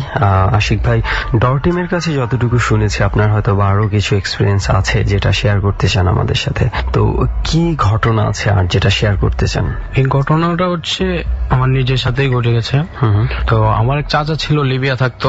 ওই লিবিয়াতে একবার লিবিয়াতে কিছু গন্ডগোল হয়ে গেল কিছু বছর আগে, যখন কয়েক বছর আগে তখন গাদ্দাফি সরকারকে যখন উৎখাত করা হয় ওখানে তো অনেক যুদ্ধ গেছে, ওই সময়টার কথা বলছেন আপনি? হ্যাঁ, আচ্ছা। তখন উনি মারা কি ওই যুদ্ধ চলাকালীন সময়ে মারা যায়? হ্যাঁ। কিভাবে মারা যায়? উনি মারা যান, খাবার পেত না তো, না খেয়ে থাকতে থাকতে উনি মারা যায়। উনি কি এর আগেই লিবিয়াতে গিয়েছিলেন? উনি যুদ্ধ লাগার আগেই লিবিয়াতে? 2-2.5 বছর আগে গেছে। আচ্ছা, তো উনি মারা যাওয়ার পরে তখন কি রকম অবস্থায় ছিল যুদ্ধের আগে? যুদ্ধের আগে ভালো অবস্থা ছিল। আচ্ছা, বাড়িতে প্রতি টাকা মাসে পাঠাতে ভালো টাকা পাঠাতো, আচ্ছা। কথা বলতো। তো উনি মারা যাওয়ার পরে যে উনার লাশ আসবে, লাশ আসলো, খবর দিল লাশ নিতে বাড়ি থেকে লোক আসে। কতদিন পরে লাশ আসে মারা যাওয়ার? 25 থেকে 30 দিন এরকম। আচ্ছা, খবর পাওয়ার 1 মাস পর আসে লাশ। তো লাশ আসার পর বাড়ি থেকে লোকজন আসলো, আমরা তো ঢাকায় থাকি, আমি আর আব্বু গেলাম এয়ারপোর্টে। লাশ দেওয়ার কথা ছিল 4টা, বিকেল 4টা। আমার চাচারা আসে, তারপরে আমার এক দাদা আছে আলাউদ্দিন, উনি আসে। তো লাশ দেওয়ার কথা বিকেল 4টায়, তো কি যেন প্রবলেম ছিল, লাশ দিতে দিতে রাত প্রায় 11:30 পৌনে 12টার মতো বাইরে গেছে আপনাদের কাছে যখন হস্তান্তর? হ্যাঁ। তখন অ্যাম্বুলেন্স নিতে আরো আধা ঘন্টা পার হয়ে গেল। 12টার দিকে আমরা রওনা দিলাম যত রেডি। আগে কোথায় যাচ্ছিলেন? আমরা যাচ্ছিলাম নরসিংদীতে। আচ্ছা, নরসিংদীতে মুনহরদি থানায়। আমার আব্বু ছিল, আমি ছিলাম, আর আমার আরেকটা চাচা ছিল, আর আমার একটা দাদা ছিল। আমরা ছিলাম অ্যাম্বুলেন্সের ভিতরে লাশের সাথে, আর ড্রাইভার ছিল, ড্রাইভারের সাথে আরেকজন ড্রাইভারের অ্যাসিস্ট্যান্ট যে ও ছিল, আমরা এই কজন। আর উনারা যারা ছিলেন উনারা গাড়ি দিয়ে আগে চলে যায়। আমরা রওনা দিলাম আধা ঘন্টা 1.5 ঘন্টার মতো গাড়ি চলার পর, কালীগঞ্জ যাওয়ার পর একটা দোকান খোলা দেখে ড্রাইভার বলতেছে, ভাই আমি সন্ধ্যা থেকে তো কিছু খাই নাই, একটু হালকা নাস্তা পানি করবো। আব্বু বললো যে ঠিক আছে, নাস্তা পানি করবেন, ভালো কথা করেন। আব্বু বললো যে লাশটা কি একা গাড়িতে রেখে যাওয়া কি ঠিক হবে? আলাউদ্দিন দাদা বললো যে ঠিক আছে আমি থাকি। আমি বললাম যে আমিও থাকি, আমি খাওয়া দাওয়া করবো না, আমি অনেক কিছু খাইছি, আমি এখন আর খাবো না। তো দোকানটা মনে করেন এখান থেকে দূর ছিল, মানে 200 গজ, মানে অনেক ভিতরে দোকানটা ছিল। আচ্ছা, রাস্তা থেকে একটু? হ্যাঁ, রাস্তা থেকে। আর ওই জায়গায় গাড়ি নেওয়ার কোনো সিস্টেম ছিল না। মাঝখানে একটু ফাঁকা জায়গা আছে গাড়ি রাখার মতো, এরকম একটু জায়গায়। তো গাড়িটা এখানে রেখে ওনারা গেলেন। এখন আমরা অ্যাম্বুলেন্সের ভিতর থেকে বাইর হলাম না। তো তার মানে 2 জন রয়ে গেলেন? হ্যাঁ, 2 জন রইলাম, আর লাস্টটা কফিনের ভিতরে। তো আমি বসে মোবাইল টিপতেছি, ওনার কানো হেডফোন, আমার কানো হেডফোন। হঠাৎ মনে করেন 5 কি 7 মিনিট, আরো কম হবে, তো ওনারা সবাই চলে আসলেন। আইসা কোনো কথা বলে না, চুপচাপ সবাই আসলেন। গাড়ি চলতে অনেকে চেনেন হয়তো, কালীগঞ্জ থেকে গাড়ি স্টার্ট করলো। আমরা গোরাশাল ব্রিজ উপরে গেলাম, মাঝামাঝি গেছি। যে আমি তো বললাম যে এত তাড়াতাড়ি চলে আসলাম, গোরাশাল গেলে আর নরসিংদী কতক্ষণ। তো ব্রিজ পার হওয়ার পর মানে আমি ড্রাইভারের দিক খেয়াল করলাম যে ড্রাইভার আমার দিক তাকিয়ে আছে, মানে খুব বড় বড় চোখ, আমার দিক না তো পিছনে, মানে ড্রাইভারের সিট থেকে পিছনের দিক তাকিয়ে আছে। আমি কই এটা কিভাবে সম্ভব? আমি ভালো, তখনও গাড়ি চলছে, ড্রাইভার পিছনের দিক, মানে এরকম একটা ড্রাইভারের দুনো হাত স্টিয়ারিং এ, ড্রাইভারের চোখ মুখ ফেস হচ্ছে, মাথা হচ্ছে আমার দিকে। মানে আমরা যদি ধরি যে পুরো ঘাটটা, মানে পুরো 180 ডিগ্রি ঘুরে গেছে পুরো মাথাটা। হ্যাঁ, ওকে। তারপর তো আমি দেখে, আমি যে হাত দিয়ে আমার দাদাকে ডাকবো, আমার হাত লড়াবার শক্তিটাও নাই। তখন যেভাবে ডাকলাম, কই কি হয়েছে? আমি কই এই যে দেখেন ড্রাইভারের দিক দেখেন। তাকায় দেখলো, কই এটা কিভাবে সম্ভব? এখন আব্বুর দিক তাকাইছি, আমরা এতক্ষণ কারোর দিকে খেয়াল করছিলাম না, ফোনে মন ছিল তো। তখন আমি আব্বুর দিক তাকাই, চাচার দিক তাকাই, এখন দেখি সবাই এরকম ভাবে তাকিয়ে আছে যেমন আমাকে, মানে এরকম কোন কাজ করছি। আপনার মধ্যে অদ্ভুত কিছু দেখতে? হ্যাঁ, এরকম ভাবে আব্বুর চোখ মুখ যেমন জ্বলতেছে, মানে রাগে এরকম, মানে রাগলে যেমন এরকম। তো আমি বললাম যে চাচা কি হয়েছে, কোথায় আসলাম, কি হইলো এগুলা? পরে বলতেছে আমিও তো কিছু বলতে পারতেছি না, তো এখন কি করব? আমি বাইরে কাকারে ফোন দিই, জসি কাকারে ফোন দিই। ও ঠিক আছে দেন। এখন ফোন বাইর করে দেখে একটা নেটওয়ার্ক নাই। তো বলতেছে এখন কি হবে? আজকে তো মরা ছাড়া কোনো উপায় নাই, মানে এত ভয় পাইছি, সব শুকায় গেছে। এরকম বলতেছি, উনি যা সুরাটুরা যা পারতো বলতেছে, আমি যা পারতাম বলতেছি, জোরে জোরে চিল্লায় কাঁদতেছি আর বলতেছি। তো এমনি তখনও যে আপনার বাবাকে বা আপনার অন্যান্য যে আত্মীয় স্বজন ছিল সবাই আপনার দিকে তাকায় আছে খুব রাগ। হ্যাঁ, তখন আমাদের আর বুঝতে বাকি নাই যে এরা আমরা আব্বাও না চাচাও না, আর এই গাড়ি আমাদের কেউ না, ওরা এটা আমাদের সাথে অন্য কিছু ঘটতেছে। তো আমরা দরজা খোলার চেষ্টা করি, দরজা ভিতর থেকে লক হলে তো গাড়ির ভিতরে থাকলে খোলা যায়, কিন্তু আমরা দরজা খুলতে পারতেছি না। আমরা তো আল্লাহর নাম ডাকতেছি, তারপরে চিল্লি, মানে একদম যা করা হয় আর কি। এরকম হইলে কিছুক্ষণ পরে গাড়ির বাইরে থেকে জোরে গাড়িতে যেমন থাপড় দিলে যেমন আওয়াজ হয়, এরকম আওয়াজ হয়। লিফটটা হঠাৎ করে যেমন থামে গেলে মানে হঠাৎ করে একটা ঝাঁকুনি লাগে, হ্যাঁ এরকম একটা হলো। তখন দেখলাম যে দরজা ভিতর থেকেই লক করা। তখন তো লক খুলে দরজা খুললাম, তো আব্বু বলতেছে কি হয়েছে? আমি বলতেছি না কিছু হয়েছে না। কয় এতক্ষণ ধরে ডাকতেছি, 2টো মনে হয় বাজে না, এরকম টাইমে নাস্তা খাইতে গেছে। তখন টাইম হচ্ছে যে 3:30। আব্বু বলতেছে তোরে 20 মিনিট ধরে আমি দরজা ধাক্কাইতেছি, তুই দরজা খুলস না, ভিতর দিয়ে লক করে বসে রয়েছিস। আমি কই আমি বলতে পারি না। আব্বু বলতেছে কি হয়েছে, ভয় টয় পাইছস? আমি কই না। পরে বলতেছে এত ঘামাইছস? আমার শরীর ঘামায় একদম ভিতরে সব শুকিয়ে গেছে। আমি বলছি আব্বু আমার তাড়াতাড়ি পানি এনে দাও। পরে আব্বু বলতেছে বুঝতে পারছি তুই একটু ভয়ই পাইছস। আমি কই না। পরে আমি বাড়িতে গিয়ে পরে আর কি মানে দ্যাট মিন্স হচ্ছে যে যখন ওনারা গাড়ির দরজায় ধাক্কা দিচ্ছিল, একটা পর্যায়ে পরে দেখেন যে গাড়ির ভেতরে আসলে আপনারা 2জনই আছেন, আর কিছু নাই। না মানে এতক্ষণ আপনারা যেই মানুষগুলাকে দেখেছেন এবং আপনারা দেখছেন যে গাড়ি অনেক দূর চলে গেছে, গাড়ি একদম ঘোড়াশাল ব্রিজ পার হয়ে গেছে। গাড়ি হচ্ছে যে ওইটা পুরোটাই আপনাদের চোখের ইলিউশন ছিল। হ্যাঁ আসলে গাড়িটা ওই জায়গায় ছিল। Oh my God, এটা আসলে কি বলা যায়, মানে পুরো কমপ্লিটলি একটা ইলিউশনের ঘটনা, জায়গায় থেকে পুরো অন্য একটা ওয়ার্ল্ডে চলে যাওয়ার মতো ঘটনা। তারপরে কি হলো? তারপরে বাড়িতে গেলাম, বাড়িতে গিয়ে এরপরে পুরো রাস্তায় যখন গেলেন আপনারা, অরিজিনালি আপনার বাবা বা ড্রাইভার যখন আসলো, তখন কি যাওয়ার পথে আর কোনো প্রবলেম হয়েছিল? না, তখন আর যাওয়ার পথে কোনো প্রবলেম হয়নি। বা লাশেরও তো কোনো প্রবলেম হয় না? কফিন তো ওভাবেই ছিল। কফিন ওভাবেই ছিল। বাড়িতে গেলাম, বাড়িতে গিয়ে আব্বু বললো মুকেশ মনে হয় একটু ভয় পাইছে, ঘরে গোসল টোসল করা ঘরে না। তখন গোসল করে তারপরে গেলাম ঘরে, লাশের কাছে গেলাম আর কি। ঘরে তো না, লাশের কাছে, লাশ বারান্দায় রাখা হয়েছে। তখন আমি অনেক ভয় পাইছিলাম। এই ঘটনাটা আমি শেয়ার করবো বলছিলাম, কিন্তু আমি গাফুলতি করছি যে আমি যাব না যাব না এরকম। আমার ঘটনা কি এরা কি নেবে না নেবে এরকম। এটা হচ্ছে যে মানে আপনি একটু আনইজি অবস্থায় ছিলেন যে ডর টিম আপনার ঘটনা সিলেক্ট করবে কি করবে না। অবশ্যই ডর টিম কেন সিলেক্ট করবে না? যদি এই ধরনের ঘটনা হয়ে থাকে অবশ্যই ডর টিম সিলেক্ট করবে। একটা জিনিস আমি বলতে চাই যে লাশের গাড়ি নিয়ে যে ধরনের ঘটনা আছে, অনেক ঘটনাই শুনেছি, বাট আমার মনে হয় এই ঘটনাটা একটু অন্যরকম ছিল। আমি জানি না সবার কি মতামত, আমার কাছে যেটা মনে হয়েছে ঘটনাটা একটু অন্যরকম ছিল অন্যান্য ঘটনার চেয়ে। কমপ্লিটলি ইলিউশনের একটা ঘটনা। আমি আগে অনেক সাহসী ছিলাম। আমি চিংড়ি মাছের ঘের ছিল তো, যখন ঘেরে করতাম রাত্রে থাকতে হতো, তখন এরকমই বন্যায় জোয়ারের পানিতে লাশ ভাইসা আসছে। লাশ ঘেরের ভিতরে, ঘের থেকে লাশ আমি লাঠি দিয়া লাশের কাপড় ধরে টাইনা নিয়ে অন্য জায়গায় গিয়ে রাখছি। এত সাহসী ছিলাম, একাই ডিউটি করছি। আপনার সাথে যখন কথা হলো তখন আমি টঙ্গী স্টেশন রোড থেকে আমি বাসায় যাচ্ছি। তো আমার বাসায় যাইতে অনেক জয় জঙ্গল পরে, এদিকে অনেক হন্টের জায়গা। মানে আপনার সাথে তো নর্মাল কথাই হলো। তখন রাত্রে আমি আর ঘর থেকে বাইর হইনি, তারপর আমি ভয় পেয়ে গেছি। আপনি ঘটনাটা জিজ্ঞাসা করার পরে জিজ্ঞাসা করছেন যে ঘটনাগুলো মনে পড়ে গেছে, তখন আমি ভয় পেয়ে গেছি। ওকে, মানে চিন্তা করে দেখুন যে একটা ভয় মানুষকে কি পরিমাণ কাবু করে ফেলতে পারে। ভয়টা যদি আপনার মনের মধ্যে গেঁথে যায়, যেই ছেলে আগে নিজে একা বেওয়ারিশ লাশ পানি থেকে টেনে তুলে ফেলতো আর একা একাই ডিউটি করতো, সেই ছেলে এখন নর্মাল সিম্পল তার ঘটনাগুলো মনে হলেই মানে সে ঘর থেকে বের হতে পারছে না। এইটাই হচ্ছে আসলে নিজের সাথে যখন ঘটে তখন আসলে বোঝা যায় কোনো কিছু লজিক আর তখন কাজ করে না। তো যাই হোক, অনেক অনেক ধন্যবাদ আপনাকে। অনেক ধন্যবাদ আপনাদের জানতে সুযোগ দেওয়ার জন্য। চলছে ডর হন্টেড বাই প্রাণ মিস্টার ম্যাঙ্গো ক্যান্ডি। শান্ত, সুমন এবং আরজে কিবরিয়া আছে আপনাদের সাথে। এক এক করে আমরা সবার ঘটনা শুনছি এবং এই মুহূর্তে যার ঘটনা শুনতে যাচ্ছি তার ঘটনা শুনবার আগে তার নামটা এবং পরিচয়টা একটু জানতে চাচ্ছি। জি, আমি নুহাস, আমি এসেছি মিরপুর থেকে। আচ্ছা নুহাস, আপনার ঘটনাটিতে সরাসরি চলে যেতে চাই। জি ভাইয়া, ঘটনাটি ঘটে আজ থেকে 4 বছর আগে। ঘটনাটি ঘটে আমার বড় ভাই তার ফ্রেন্ডের সাথে। তো ফ্রেন্ডের ফ্যামিলি মেম্বার বলতে 6 জন, ভাই বোন 4 জন, 2 ভাই 2 বোন এবং তার বাবা মা। বড় ভাইয়ের ফ্রেন্ড ছিলেন 3 নম্বর, তার বড় ভাই ছিলেন, তারপর একটা বোন, তারপর তিনি, তারপর ছোট একটা বোন। তো বড় ভাই তিনি জাহাঙ্গীরনগরে পড়তেন। ঘটনাটি ঘটে হলো তার বোনের সাথে, যে হঠাৎ করে তার বোনটি মিসিং হয়ে যায় সাভার থেকে।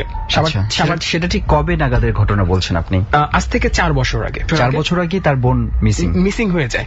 তার বোন মানে একদিন কলেজে গিয়েছিল, কলেজ থেকে আর বাসায় ফিরেনি। তো তারা মানে আশেপাশে আত্মীয় স্বজন যারা আছে তাদেরকে ফোন টোন দিয়ে করা হয়, তার কেউ বলে যে না আমাদের এখানে আসেনি।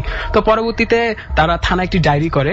তারই 3-4 দিন পর থানা থেকে একটি ফোন আসে, বলে যে আমরা একটি লাশ পেয়েছি, তো আপনারা এসে দেখেন যে আপনার যাদেরকে খুঁজছেন সেই নাকি। তো তারা থানায় যায়, তো লাশটি মর্গে ছিল, তো মর্গে থেকে তারা লাশটিকে যখন তাদের কাছে শনাক্ত করা হয় তখন তারা মানে লাশ কি মূলত হচ্ছে মর্গে ছিল? মর্গে ছিল। থানা থেকে বলা হয় যে মর্গে চলে যাওয়ার জন্য লাশটা দেখার হ্যাঁ, জন্য। লাশটা দেখার জন্য। লাশটি পাওয়া যায় হলো সাভারের একটি পুকুর থেকে। সাভারের অঞ্চলে অনেক পুকুর রয়েছে, আমি আচ্ছা। এক্স্যাক্টলি মানে- লোকেশনটা বলছি না। মানে সেখান থেকে পুলিশ লাশটা উদ্ধার করে সেটাকে মর্গে নিয়ে যায়। তো যখন পুলিশ ময়নাতদন্ত শেষে তাদেরকে লাশটি হ্যান্ড ওভার করা হয় পরিবারের স্বজনদের কাছে, তো তখন প্রায় রাত 11টা বেজে গেছে।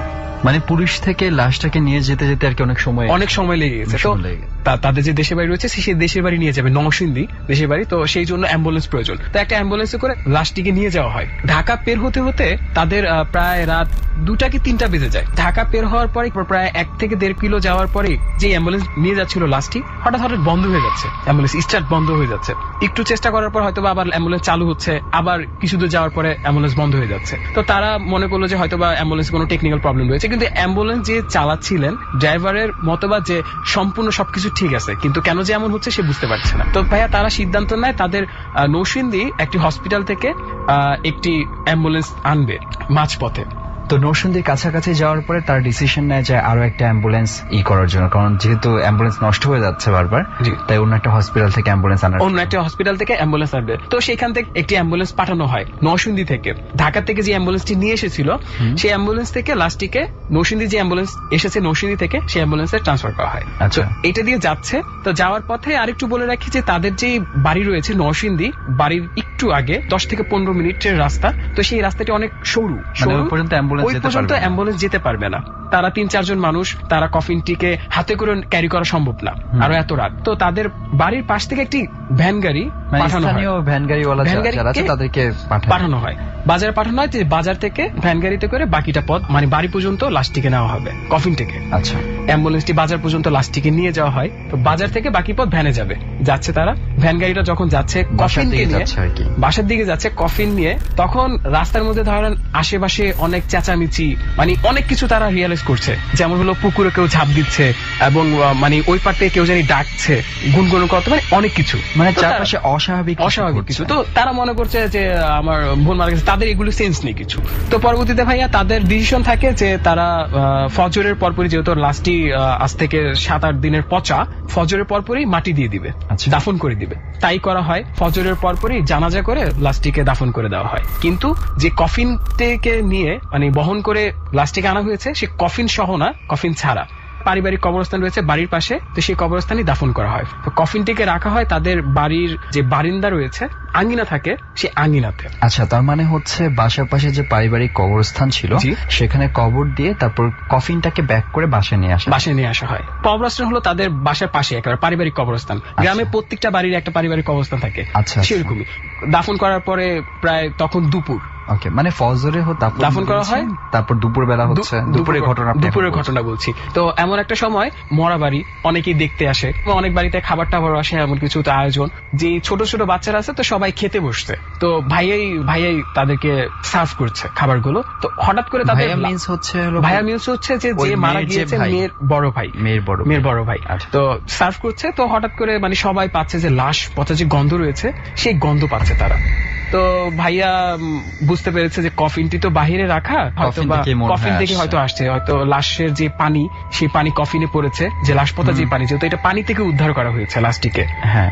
তো অনেক পানি লাশটা পড়েছে, ফুলে গেছে অনেক, মানে বিবর্ষ হয়ে গিয়েছিল, চেহারা বোঝা যাচ্ছিল না। আমি আমার পার্সোনাল এক্সপিরিয়েন্স যদি একটু শেয়ার করি আপনার সাথে, আমি এরকম একটা লাশ দেখেছিলাম, সেটা হচ্ছে একদম ফুলে মানে এতটা বাজে অবস্থা হয়ে গিয়েছিল, এবং লাশের যে গন্ধ ছিল, ওই গন্ধ আমার সেইটা দেখার 3 দিন পর্যন্ত আমার বারবারই যেখানে যাচ্ছিলাম আমার কাছে মনে হচ্ছিল ওই গন্ধে আমি পাচ্ছি। যাই হোক, তারপর আপনার ভাই হচ্ছে কি করলেন? হ্যাঁ, তো সে ময়মুরবিদের সাথে আলোচনা করলো যে এটা কি করব, কফিনটাকে কি করা যায়। তো ময়মুরবিরা বললেন যে এটাকে তুমি নদীতে ভাসিয়ে দাও, পোড়াটোরা কোনো কিছু করার ভাঙাচোরা দরকার নাই, এটাকে নদীতে ভাসিয়ে দিতে মানে হবে। কফিনটা যেভাবে আছে হ্যাঁ, সেরকমই এটা একটা নিয়ম, নদীতে ভাসিয়ে দিতে হবে। তো ভাইয়া তাদের বাড়ি থেকে নদীর দূরত্বটা প্রায় হলো 1 থেকে 1.5 কিলোমিটার।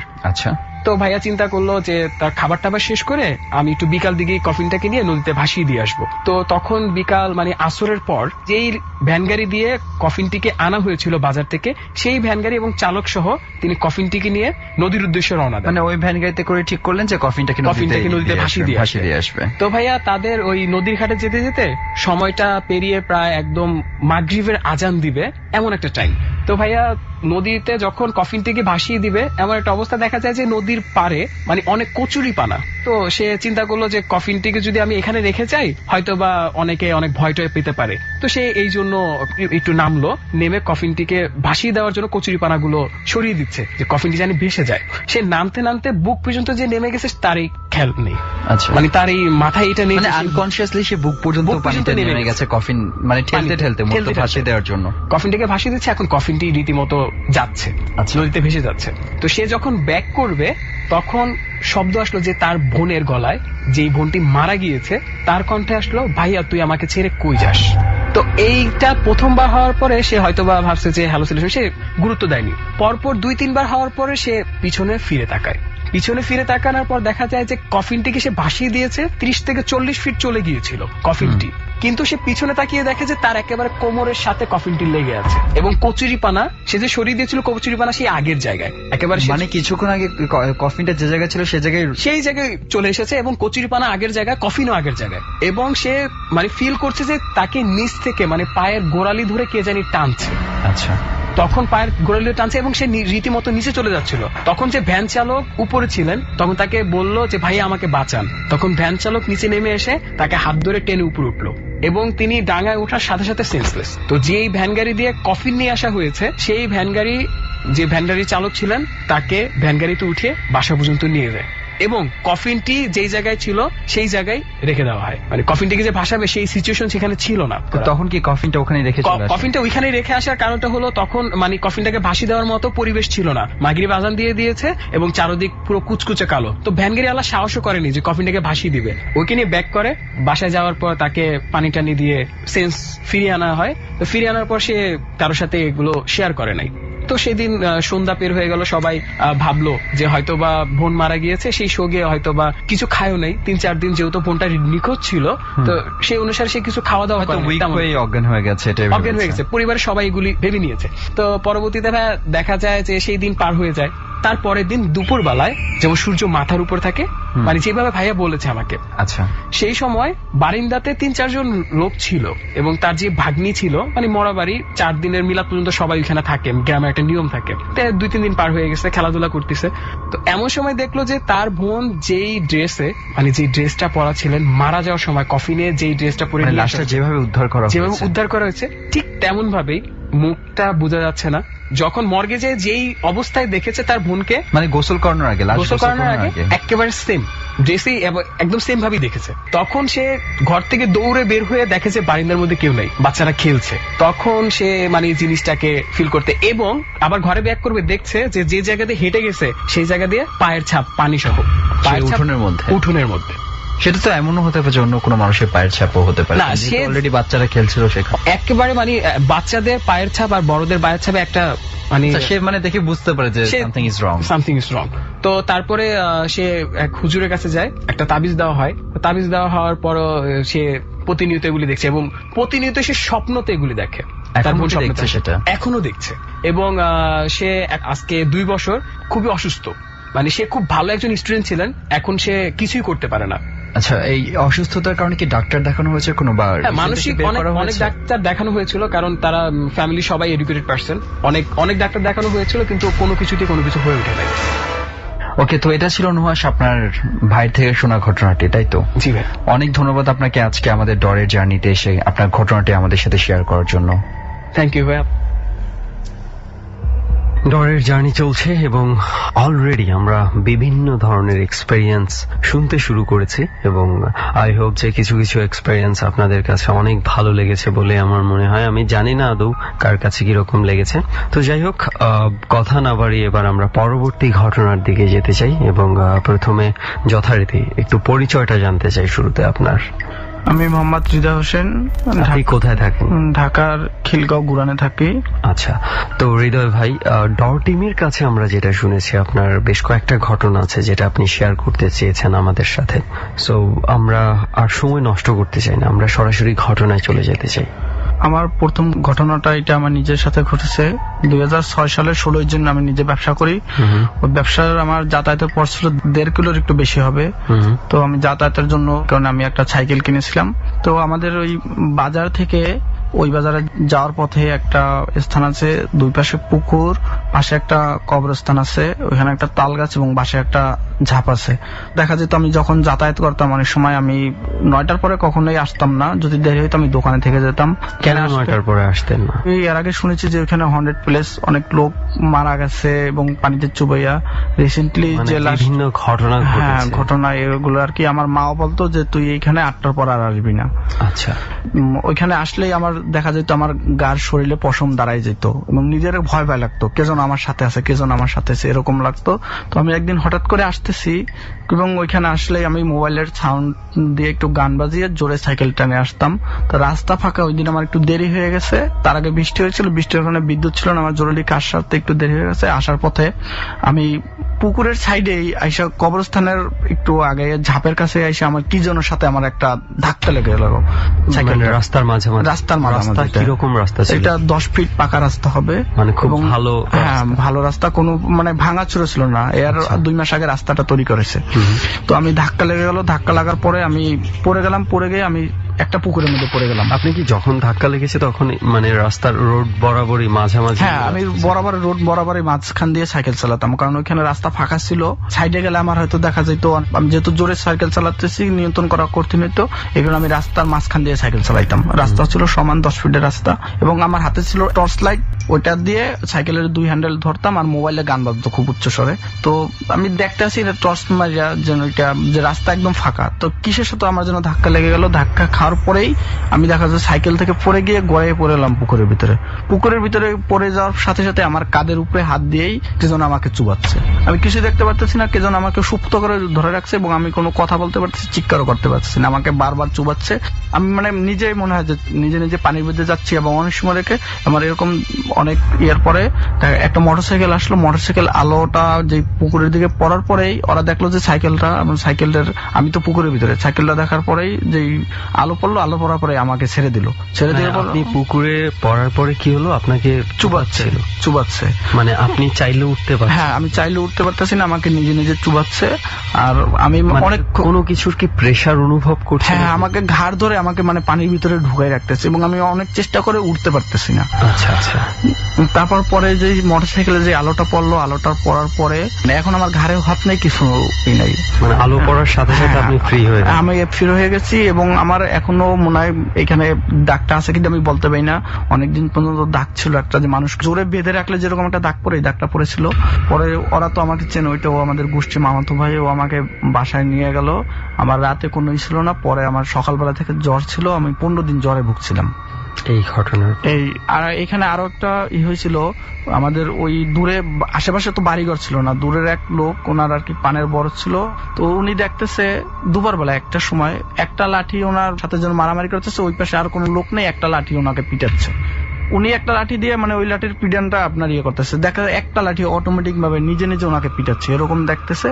পরে আমাদের বাজারে যে মসজিদের যে ইমাম সাহেব, অনেক দূরে মাদ্রাসা ছিল, তো মাদ্রাসার থেকে নামাজ পড়াইতে আসতেছে। তো এই অবস্থায় ওনাকে দেখতেছে, উনি যে ওই লাঠিটা ধরতে পারে না, এর আগে ওনারে ধরতে পারে, উনি সাথে সাথে অজ্ঞান হয়ে পড়ে গেছে এবং ওই লাঠিটা অটোমেটিক ওইভাবে পড়ে গেছে।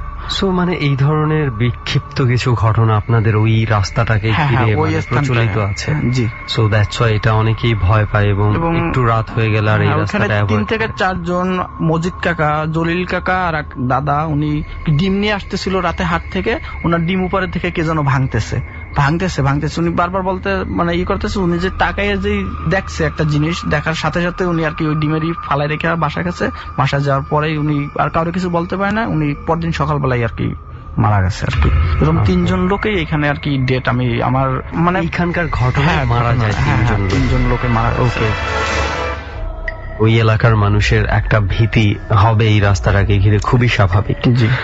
সো এটা হলো আপনার প্রথম ঘটনা আমরা শুনলাম, আর কোনো ঘটনা কি আছে শোনাতে চান? আর একটা ঘটনা, এটাও আমার সাথে, এটা আমি ঢাকায় আর কি এ মাসের প্রথম সপ্তাহ হবে, খুব সম্ভবত 1-2 তারিখ হবে। তো আমরা বাসাটায় উঠি, ওঠার পরে আমাদের যেহেতু প্রথম বাসা, আমার একটু প্রবলেমে ছিলাম, তো আমরা মোটামুটি ভাবে গুছগাছ করে আমরা নিচ্ছি, ফ্লোরিং করতাম। তো আমাদের বাসা হলো নিচতলা। আমরা কোথায় নিয়েছেন বাসাটা? এটা হলো যে গোড়ানে। ওকে।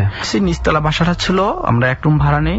তো আমার ওয়াইফ একদিন রাত 2টার পরে হবে যে পাশের রুম থেকে মনে হচ্ছে যে কে যেন রান্না বান্না করতেছে, যে রান্নাঘরে যেরকম শব্দ আসে, একটার সাথে পাতিলের সাথে একটার সাথে লাগতেছে, এরকম শব্দ হচ্ছে। ও আমাকে ডাক দিয়েছে প্রথম দিন শোনার পরে, ও কিছু বলে না। পরের দিন ও আমাকে এরকম শোনার পরে আমাকে ডাক দিয়েছে। ডাক দেওয়ার পর পরদিন সকালবেলা আমাদের পাশের রুমে যে এক ভাবি থাকে, ওনার হাজবেন্ড পুলিশের চাকরি করে, ওনার কাছে জিজ্ঞাসা করলাম যে ভাবি এরকম যে হাড়ি পাতিলের শব্দ শুনতে পাচ্ছি, আপনারা কি রাতে রান্না বান্না করেন? তারপর বললো যে না তো ভাই, আমরা তো রাতে রান্না বান্না করি না, আর এইগুলা শোনা ঠিক না, আপনারা দোয়া দূরত পরে ঘুমাবেন। তারপর বললাম যে ভাবি এইগুলা কি বলেন, যে এগুলো শোনা ঠিক না? কি না, এগুলো শোনা ভুল ঠিক না, মানে এগুলো যা শুনছেন এগুলা কিছু মনে না করিয়া দোয়া দূরত পরে রাতে ঘুমাবেন।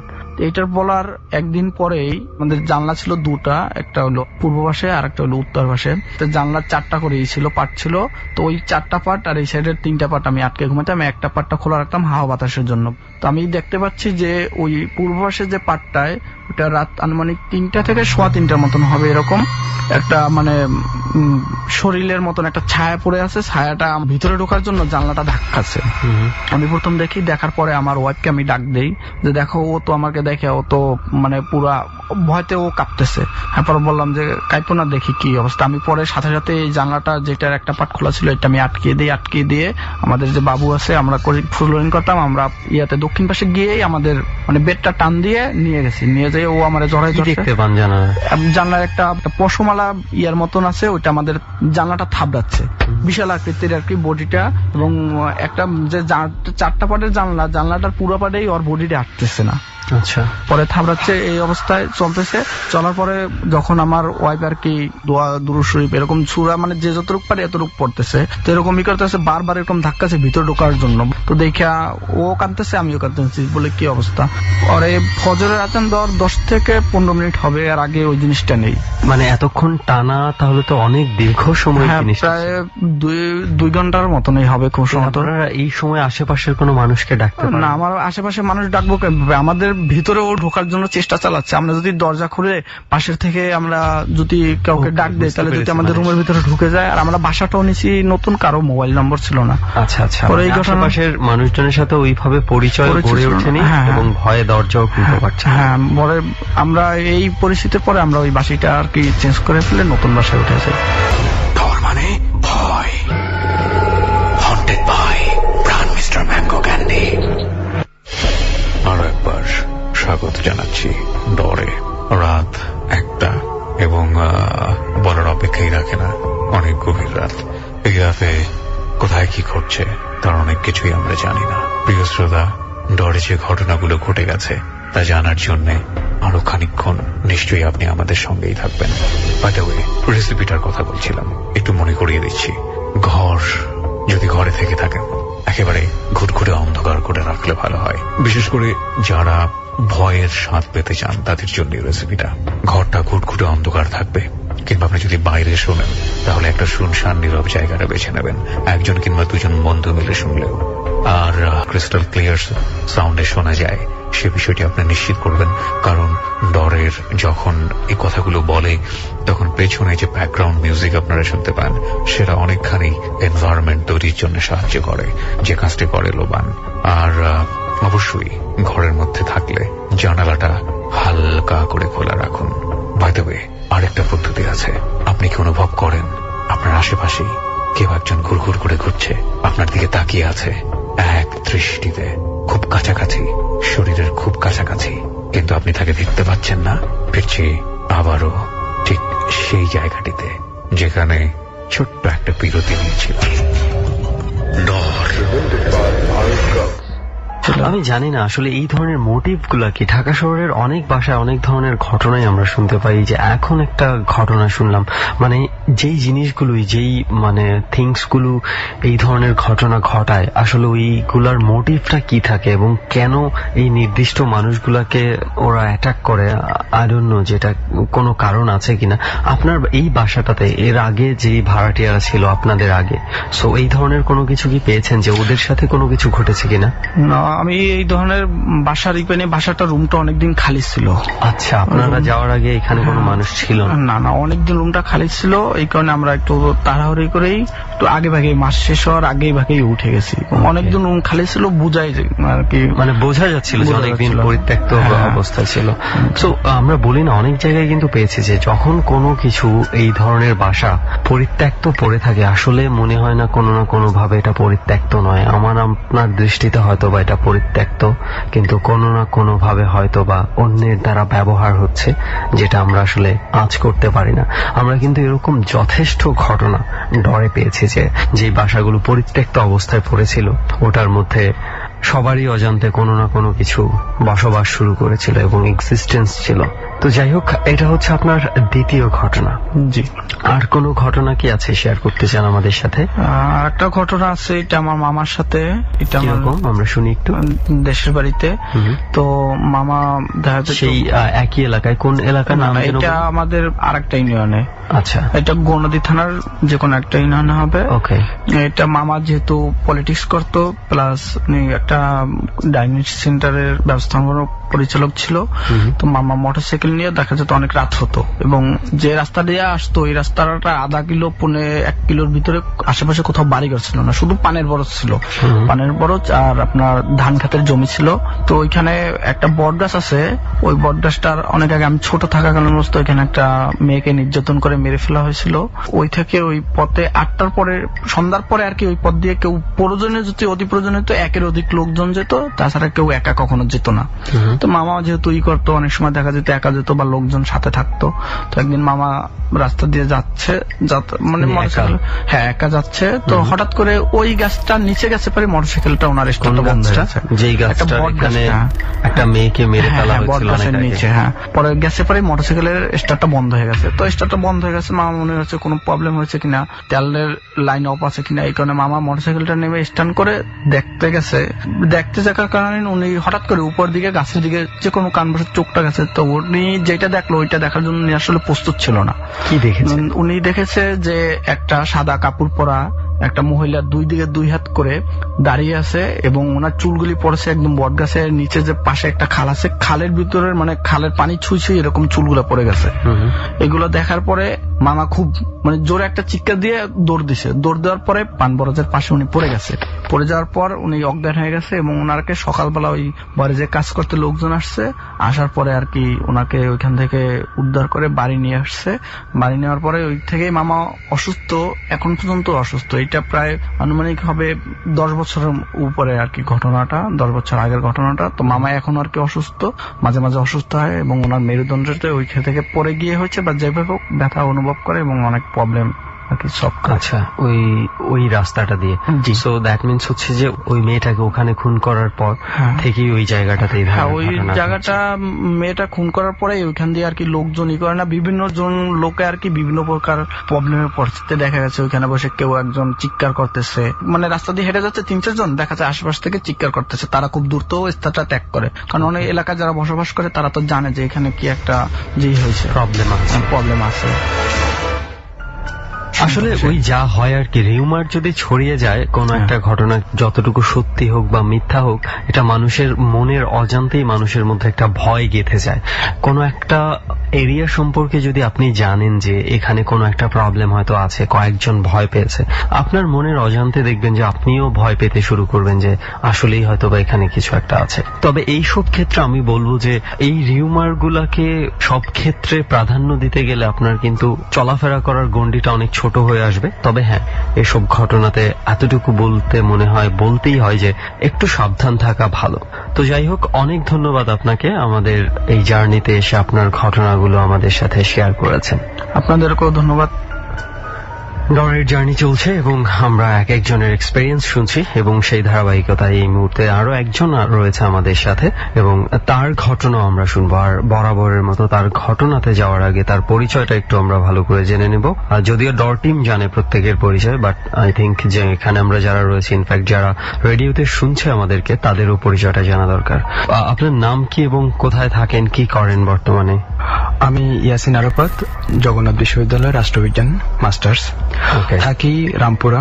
আচ্ছা, আমরা ডর টিমের কাছে যতটুকু শুনেছি আপনার মনে হয় বেশ কিছুদিন আগের একটা ঘটনা রয়েছে যেটা ঢাকাতেই ঘটেছে। ওই ঘটনাটা একটু আমরা পুরো বিস্তারিত ভাবে জানতে চাই আপনার কাছে, কি ঘটেছিল আসলে? সময়টা ছিল 2010 সাল। তখন আমরা ইউনিভার্সিটি অ্যাডমিশন ক্যান্ডিডেট ছিলাম তখন। তো আমরা যাত্রাবাড়ি মিরহাজিরবাগে চৌরাস্তা মোড়ে একটা বাসা ভাড়া নেই আমরা যারা ইউনিভার্সিটি অ্যাডমিশন ক্যান্ডিডেট ছিলাম। তো বাড়িটা ছিল আসলে এটা মূলত ব্যাচেলররাই থাকতো, কারণ হলো যে বাড়িটা ছিল ওল্ড ঢাকার যে বাড়িগুলো আছে, পুরাতন টাইপের বাড়ি, পুরনো বিল্ডিং। জি জি। আমরা প্রায় 2 মাস থাকার পর হঠাৎ একদিন বৃহস্পতিবার রাতে আমাদের মোস্ট অফ ম্যাচের মেম্বার গুলো চলে গেছে। হলো যে পরের দিন শুক্রবার। তা আমরা 4 জন ছিলাম, আমাদের পরীক্ষা ছিল। তার ভিতরে আমাদের সাথে একটা ছেলে ছিল ইলিয়াস, সে ছিল কোরআনে হাফেজ। সে চলে গেছে আবার হঠাৎ করে হোস্টেলে, হলো যে ওদিন রাতে ব্রাজিলে খেলা ছিল, সে ওখানে চলে গেছে। বাট আমরা পরীক্ষা ছিল বলে আমরা যাইনি। আমরা 3 জন আমরা রাতে রেডিও টেডিও শুনলাম, যে গল্প করলাম।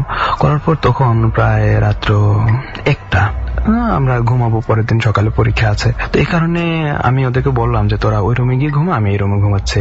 শাহাদাত একটা ছেলে ছিল আমাদের সাথে, শাহাদাত যেতে চায়নি। সে বারবার খালি আমার রুমে যে একটু গল্প করি। আমি জোর করে ওদেরকে বললাম যে চলে যা, সকালে পরীক্ষা আছে, আমাকে পরীক্ষা দিতে হবে। তারপর ঘুমাই গেলাম। তো ঘুমিয়ে যাওয়ার পরে হলো কি, হঠাৎ রাত্রে তখন প্রায় 3টা বাজে ধ্রিম করে একটা আওয়াজ হলো, একেবারে পুরো বিল্ডিং কেঁপে গেল। আমি তো একদম ঘুম থেকে উঠে, যেটাকে বলে আর কি, চোখ এরকম বড় বড় হয়ে গেছিল আমার, যে আমি কিসের আওয়াজ হলো, শরীর কাঁপতে ছিল তখন আর কি। তো আমি তখন চোখ যতই বন্ধ করার চেষ্টা করছি, আমার চোখ বন্ধ হচ্ছে না, আমার চোখ বারবার খুলে যাচ্ছে। ঠিক তখন বাহিরের যে একটা আবছা আলো, যে বিভিন্ন ব্যালকনিতে বা বাহিরের লাইটিং, যে ওই আলোগুলোর একটা অংশ বা একটা শেডও কিন্তু বাতাসের সাথে নড়ছে, আর আমার রুমে এটা বারবার করে আমি দেখতে পাচ্ছি। একটু পরে দেখলাম যে আমার পাশের রুমে লাইট জ্বলছে, আর একটা আওয়াজ আসছে যে আমি শাহাদাত। তো আর কিছুই না, একটা লাইট জ্বলছে। তো আমি তো তখন আরো বেশি, যে আওয়াজটা আসে থেকে, যে একটা কান্না বেজে একটা কণ্ঠে, আমি শাহাদাত। তো আমি একদম তখন ভীত সন্তুষ্ট হয়ে নিজেকে একদম কি বলে সেভ রাখার জন্য আমরা যেভাবে থাকি, ঠিক ওইভাবে আমি তাকিয়ে আছি যে আদৌ কি হচ্ছে। ঠিক কিছুক্ষণের মধ্যে আমার দরজায় নক করলো যে আরাফাত উঠ, তোর সাথে কথা আছে। তো আমি আরো ভয় পেয়ে গেলাম যে এত রাতে তখন 3টা বাজে, আমাকে আরাফাত উঠ, এটা কেমন না। আমি ঘুমের ভাঁজ ধরে বললাম যে কে, মারুফ? বললো যে হ্যাঁ আমি মারুফ, একটু দরজাটা খোল। আমার দরজাটা কিন্তু লাগানো ছিল না, চিটকে লাগানো ছিল না, ধাক্কা দেওয়া ছিল। বললাম যে জোরে ধাক্কা দিয়ে খোলা আছে। সে ঢুকলো। ঢুকার পর আমার ভয় আরো বেশি শুরু করলো যে আদৌ কে ঢুকলো আমার রুমে। আমি তাকে বললাম যে লাইটটা জ্বালা, যদি লাইটটা জ্বলে, তার যদি শেডো থাকে, ছায়া থাকে, তাহলে সে মানুষ, আদারওয়াইজ সে মানুষ না। তো আমাদের যে টিউব লাইটটা ছিল, তো টিউব লাইটে ওইভাবে আমি ঠিক বুঝতে পারিনি যেটা কি আদৌ কি ছায়া না।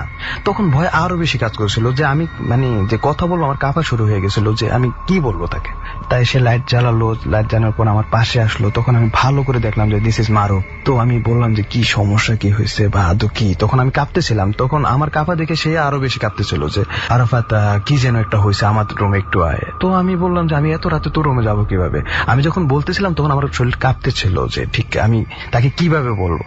তো অনেকক্ষণ পরে আমি তার রুমে তাকে নিয়ে গেলাম, যে একেবারে দোয়া টোয়া পরে নিজেকে ঝাড় ফুঁক দিয়ে তারপর আমি গেলাম ওদের রুমে। গিয়ে দেখলাম যে তখন একদম লাইটের আলোতে স্পষ্ট দেখতে পাচ্ছি যে মারুফ আসছে। মারুফের পুরো শরীরটা একেবারে গলা থেকে হাত পা, এগুলো একদম রক্তাক্ত একটা অবস্থা হয়ে আছে, যে একটা মানুষ মারামারি করলে বা ফাঁসরাফাঁসি করলে যেটা হয় আর কি, একেবারে এরকম। শাহাদাত যে রক্তাক্ত অবস্থা, রক্ত ঝরছে না, মারুফের রক্ত ঝরছে না, বাট একেবারে পুরো বডি টডি লাল হয়ে আছে। বাট শাহাদাত যে ছেলেটা, ওই ছেলেটা একেবারে রক্ত ঝরছে তার শরীর থেকে, বিভিন্ন জায়গায় কি বলে এটাকে কেটে গেছে, একেবারে অনেক জায়গায় কেটে গেছে, এবং তার শরীর থেকে রক্ত, নাক থেকে রক্ত পড়তেছে, এদিক থেকে রক্ত পড়তেছে। সে একদম রুমের কোণা থেকে কাঁপতেছিল, একেবারে কি বলে আমরা পাগল যাদেরকে দেখি না যে তারা রুমের এক কোণা থেকে অনেক সময় পাগলামি করে, সে একদম মানে বাচ্চা ফোলাপানির মতো ওই রুমের কোণে থেকে কাঁদতেছিল আর কান্না করতেছিল। কেমন যেন মানে তখন তো আর নিজেকে ঠিক রাখাও একটা কষ্টকর হয়ে গেছে যে আসলে কি হচ্ছে এখানে, বা সে এমন কেন আর এ এমন কেন। আমি যে কিছু বলবো তাও ভাষা হারিয়ে ফেলছি, যে শুধু ভাবছে যদি ওই ইলিয়াস থাকতো সে তো কোরআনে হাফেজ কিছু একটা বলতে পারতো, এখন আমি তো তাও বলতে পারতেছি না। তো ইলিয়াসকে ফোন দিলাম, ইলিয়াসও কোনো ফোন ধরে না, কাউকে ফোন দেবো সেই এত রাত্রে কে ফোন ধরবে বা আদৌ কি হয়েছে। তারপর অনেকক্ষণ ওইভাবে বসেছিলাম, বসে থাকার পরে জিজ্ঞেস করলাম যে মারুফকে, মারুফ আদৌ কি হয়েছে। পরে মারুফ আমাকে বলল যে আমি ঘুমিয়ে আছি, হঠাৎ করে শাহাদাত আমাকে গলা চেপে ধরছে, বারবার গলা চেপে ধরছে, মানে একবার দুইবার তিনবার, আমি তাকে সরিয়ে দিচ্ছি, সে আবার গলা চেপে ধরছে। তো একটা পর্যায়ে আমি কি করলাম, আমি মনে হচ্ছে যেন আমি মরে যাচ্ছি। তখন আমি আমার শরীরের সমস্ত শক্তি একখানে করে জোরে একটা ইয়ে করলাম, তাকে আমি ধাক্কা দিলাম, সে উড়ে গিয়ে একদম দেয়ালের সাথে পড়ছে। দেয়ালের সাথে পড়ার সেই জন্যই হয়তো বা হ্যাঁ শব্দটা ওইটাই, শব্দটা ছিল ওটাই। হ্যাঁ, তারপর থেকে আর শাহাদাত আমার উপরে আর আসে না বা আমাকে গলা চাপ দিতে আসে না, ওই কোণা থেকে কান্না করতেছিল বারবার এবং তার রক্ত ঝরছিল। তখন কেন করছিল এটাও? এটা করছিল হলো যে তখন তো আমি শাহাদাতের সাথে কথা বলতে পারছিলাম না, কজ হলো যে ওই পরিবেশটা ছিল না শাহাদাতের। পরে 1 hours or half an hours then আমি তাকে বললাম আস্তে আস্তে যে শাহাদাত আদৌ কি হয়েছে আমাকে একটু বল, আমি তো আছি, কিছু হবে না, আমাকে একটু বল। খুব সাহস করে বললাম। তখন সে কিভাবে যেন একটু ঘুঙ্গানো টাইপের কথা আছে না, যে ওইভাবে বলতেছে যে আমাকে মারতে আসছে। তো কে মারতে আসছে? বললো যে বিশাল এক প্রাণী আমাকে মারতে আসছে, আমি প্রাণীটার সাথে তখন ফাইট করছি, কিন্তু প্রাণীটার সাথে আমি পেরে উঠিনি। প্রাণীটা আমাকে বারবার মারতে আসছিল, আমি প্রাণীটাকে অনেকক্ষণ প্রাণীর সাথে ঝগড়া করছি।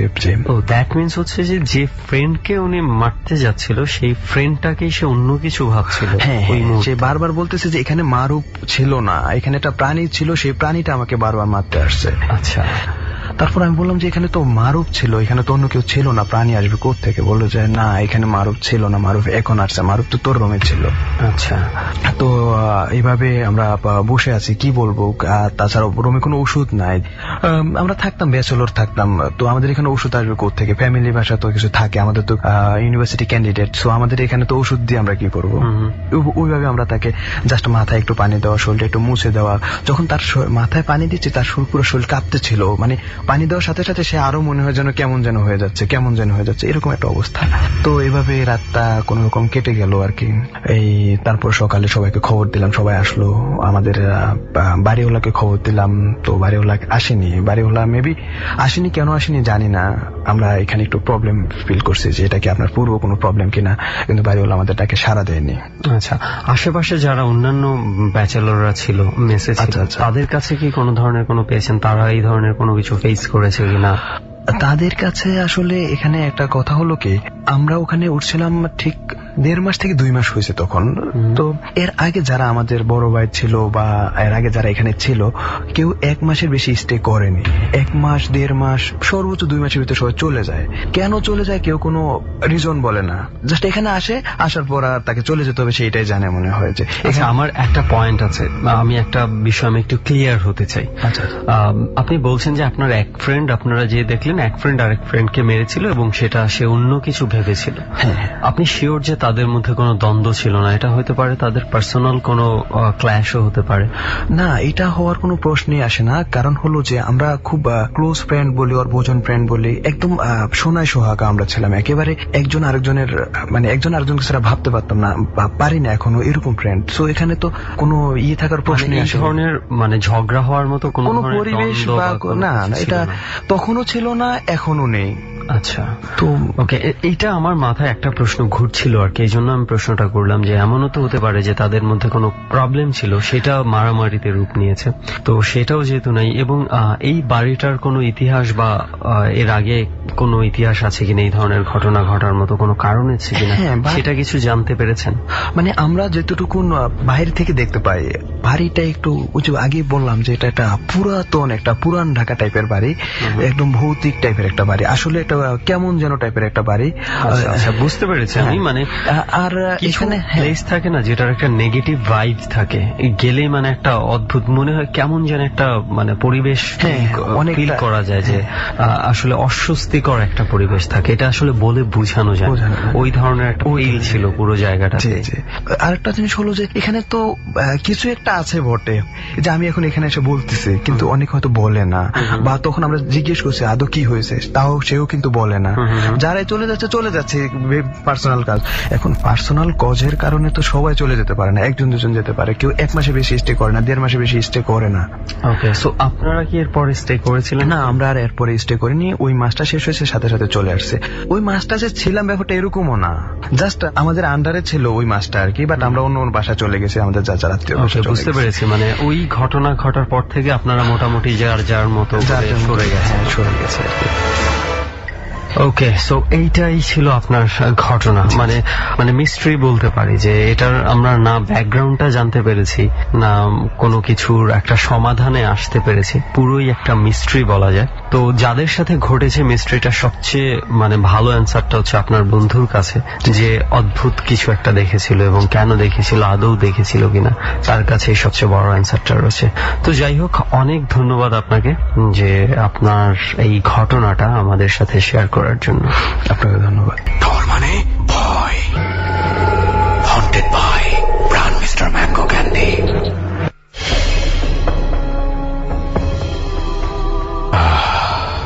অনেক রাত, গভীর রাত। আমি আরজে কিবরিয়া রয়েছে আপনার সঙ্গে। একটি একটি করে বাংলাদেশের 105টি জায়গা ঘুরে ফেলেছি আমরা। বেশ কয়েকজন বন্ধু আমাকে টেক্সট পাঠিয়েছেন ফেসবুকের ঠিকানাটা আপনারা নিশ্চয়ই জানেন, www.facebook.com/dortarot DAARTAROT। আমি আবারও বলছি DAARTAROT। যে কথাটা একটু আগেই বলছিলাম, যে ধরুন এমন কোন জায়গা, সেটা দিনের বেলাও হতে পারে কিংবা রাতের বেলা, একেবারে শুনশান নীরব একটি জায়গায়, গা ছমছম করা পরিবেশ। আপনি প্রচন্ড সাহসী একজন মানুষ, একেবারেই ভয় ডর পান না, যুক্তির ঊর্ধ্বে কোনো কিছু মানতে চান না, কিন্তু হঠাৎ করে অনুভব করা শুরু করলেন কেউ একজন আপনাকে ফলো করছে, খুব কাছাকাছি থেকে আপনাকে খুব গভীর ভাবে দেখার চেষ্টা করছে, খুব কাছাকাছি। আপনি হয়তো বা তার নিঃশ্বাসের গন্ধ পাচ্ছেন, কিন্তু তাকে দেখতে পাচ্ছেন না। আমরা এরকম কিছু অনুভূতি নিয়ে আজকের ডরটা এখানে উপস্থাপন করছি। কথা না বাড়িয়ে আবারও ফিরছি ঠিক সেই জায়গায় যেখানে ছোট্ট একটা বিরতি নিয়েছিলাম। ডর। শুনছেন ডর হন্টেড বাই প্রাণ মিস্টার ম্যাঙ্গো ক্যান্ডির সাথে আছি শান্ত, সুমন এবং আরজি কিবরিয়া, এবং একের পর এক আমরা ঘটনা শুনে চলেছি। এই মুহূর্তে আরো একটি ঘটনা শুনতে যাচ্ছি, তবে সেই ঘটনাটি শুনবার আগে আমরা একটু শুনে নিব তার নামটা এবং পরিচয়টি। আমি রাব্বি, আমি এসেছি উত্তরা পুলিশ হেডকোয়ার্টার থেকে। আমার গল্পটা হচ্ছে, গল্প না, এটা আমার নিজের সাথে ঘটে যাওয়া একটা ঘটনা। তো আমি যখন ফরিদপুর পুলিশ লাইনে থাকতাম, আমার বাসাটা ফরিদপুর পুলিশ লাইন কোয়ার্টার ছিল। আমার বাসায় আমি 4 বছর কোনো প্যারানর্মাল অ্যাক্টিভিটিস পাইনি, বাট 2013 আমার সাথে একটা ঘটনা ঘটে যায়। সেটা হচ্ছে আমার টেস্ট পরীক্ষার আগে। আপনি কিসে পড়ছিলেন তখন? আমি তখন এসএসসি পরীক্ষা দিব। আচ্ছা আচ্ছা। এসএসসি পরীক্ষার টেস্ট পরীক্ষার 4 দিন আগে ঘটে যাওয়া ঘটনা। এটা হচ্ছে প্রথম দিন আমি 3টা 3:30 পর্যন্ত পড়ালেখা করে আমি হাত মুখ ধুয়ে বেডে ঘুমাইতে আসি। তো যখন বেডে ঘুমাইতে আসি, তো আমার দরজা লক এবং মশারি টশারি টানানো। তো ফার্স্ট ডে আমি 3:30টার দিকে একবার আমার ঘুম ভাঙে।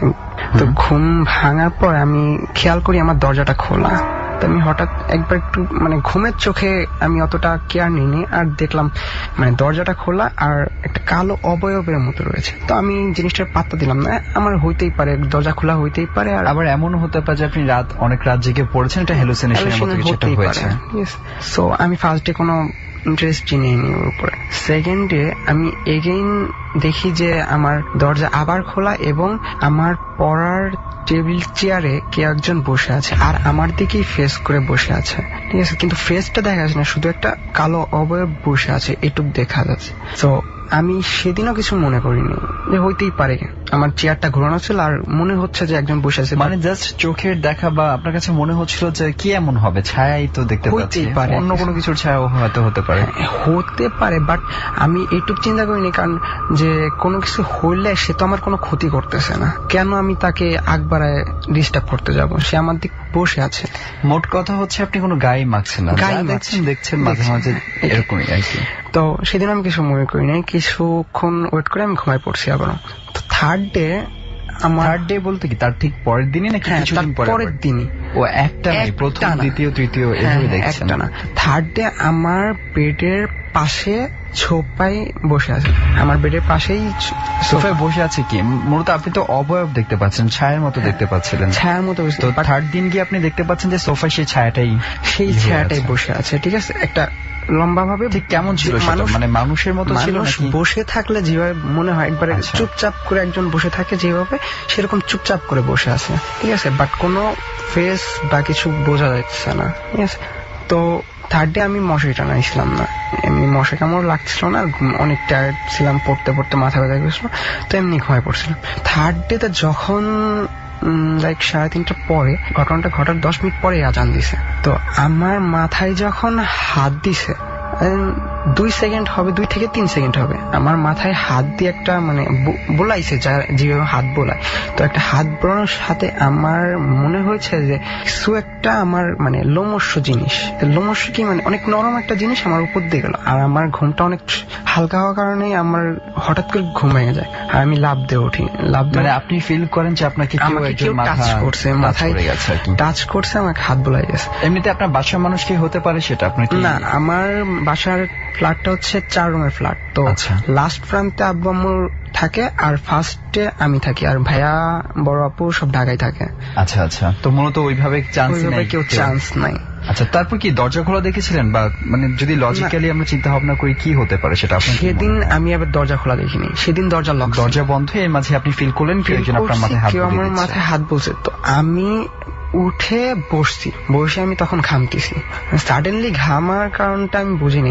আমি তো অ্যাকচুয়ালি শরীরে গরমের কাজ ছিল, কিন্তু ফ্যান ছিল ফুল স্পিডে, আর আমি ঘামার কোনো কারণ না, বাসার ভিতর কেউ ভয় পেয়ে গেছেন এই কারণে মূলত ঘামছেন? হয়তো ভয় পেয়ে গেছি। আর জিনিসটা হচ্ছে কি, আমি যখন উঠছি সেকেন্ড টাইমে আমি দৌড় দিয়ে উঠে লাইট জ্বালাইছি, দৌড় দিয়ে উঠে লাইট জ্বালাই, দেখি আমার রুমে কেউ নাই, এবং আমি দরজা খুলছি, দরজা টান দিয়ে খুলে দেখি পুরা ফ্ল্যাটে আব্বু আম্মুর রুম আটকানো, মানে কেউই নাই সেখানে।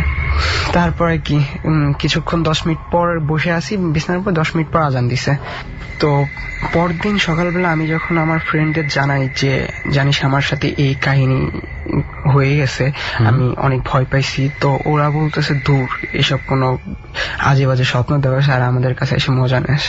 পরে মানে কেউ সিরিয়াসলি নেয়নি, কারণ আমার সাথে এই পর্যন্ত কোনো কিছু হয়নি, তো মনে করছে মজা। পরে আমি মসজিদে যাই, আমার হুজুরকে বলি নামাজ শেষে যে হুজুর আমার সাথে এই ঘটনা হয়ে গেছে, আমি এরকম ভয় পাইছি। পরে আমাকে বলতেছে যে হয়ে গেছে, তোমার তো কোনো ক্ষতি করেনি। আমি কই না হুজুর, আমাকে কোনো ক্ষতি করেনি। পরে সে আমাকে কিছু দোয়া দরুদ করে ফু দিয়ে দিয়েছে।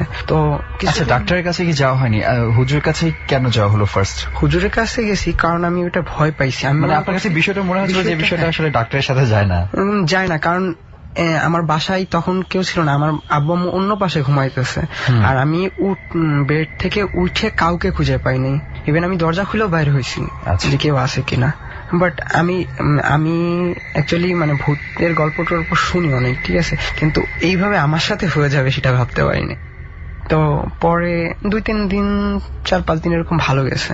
তো মাঝে হঠাৎ করে আবার একদিন আমি এরকম স্বপ্ন দেখি কি ফিল করি। পরে ওইটা ফিল করছি আমি যখন বাইরে ছিলাম, বাইরে গেছি একটা রাত্রে 11:30-12টার দিকে এক ফ্রেন্ডের কাছে একটা শীট ছিল আমার, তো আমি ওর কাছে নিতে গেছি। ওর কাছ থেকে শীট নেওয়ার পরে যাওয়ার সময় আমার সাথে কিছুই নাই, শীট নেওয়ার পরে ওর বাসা থেকে বাইর হওয়ার পরে আমি যখন যতদূরই হাঁটি মনে হচ্ছে আমার পিস পিস কেউ হাঁটতেছে।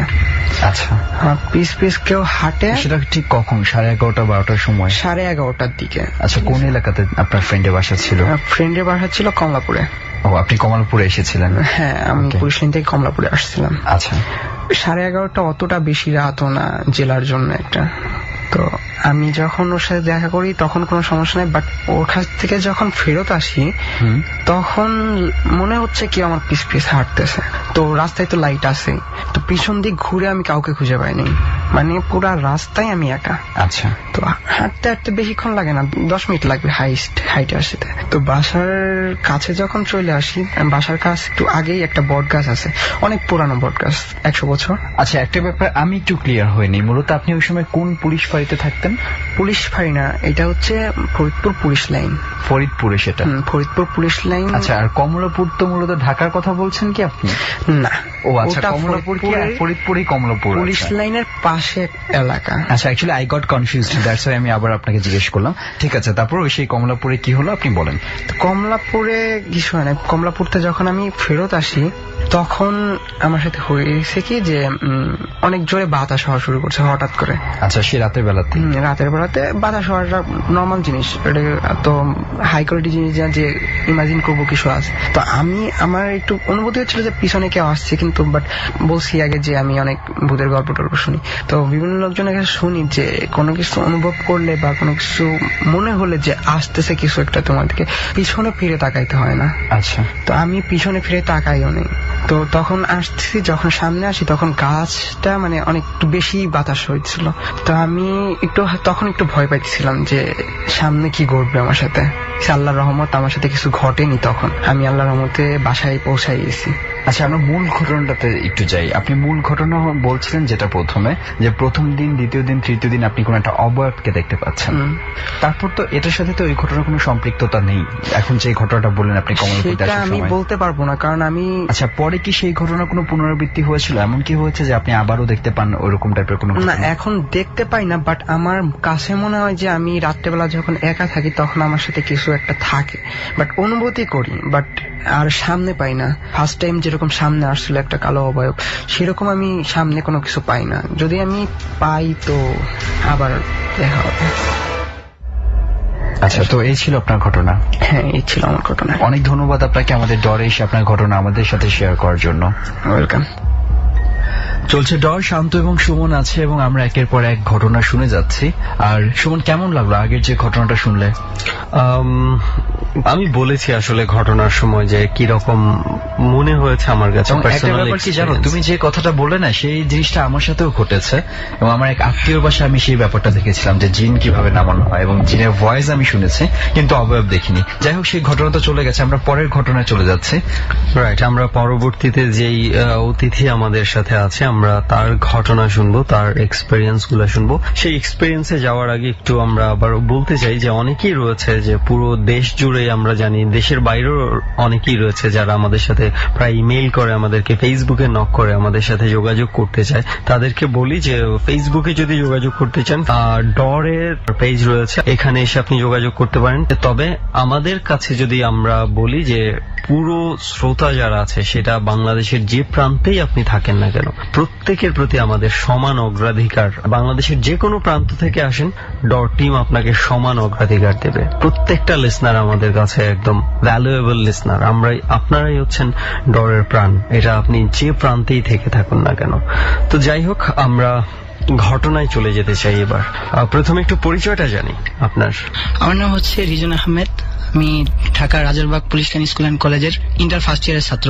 ওকে, আমরা ঘটনায় যাই। আপনার কাছে আমরা মানে ডর টিমের কাছে আপনার সম্পর্কে যতটুকু শুনেছি যে আপনার মামার কোনো একটা এক্সপেরিয়েন্স আছে যেটা আপনি শেয়ার করতে চান। সো আমরা সেই এক্সপেরিয়েন্সটা শুনি।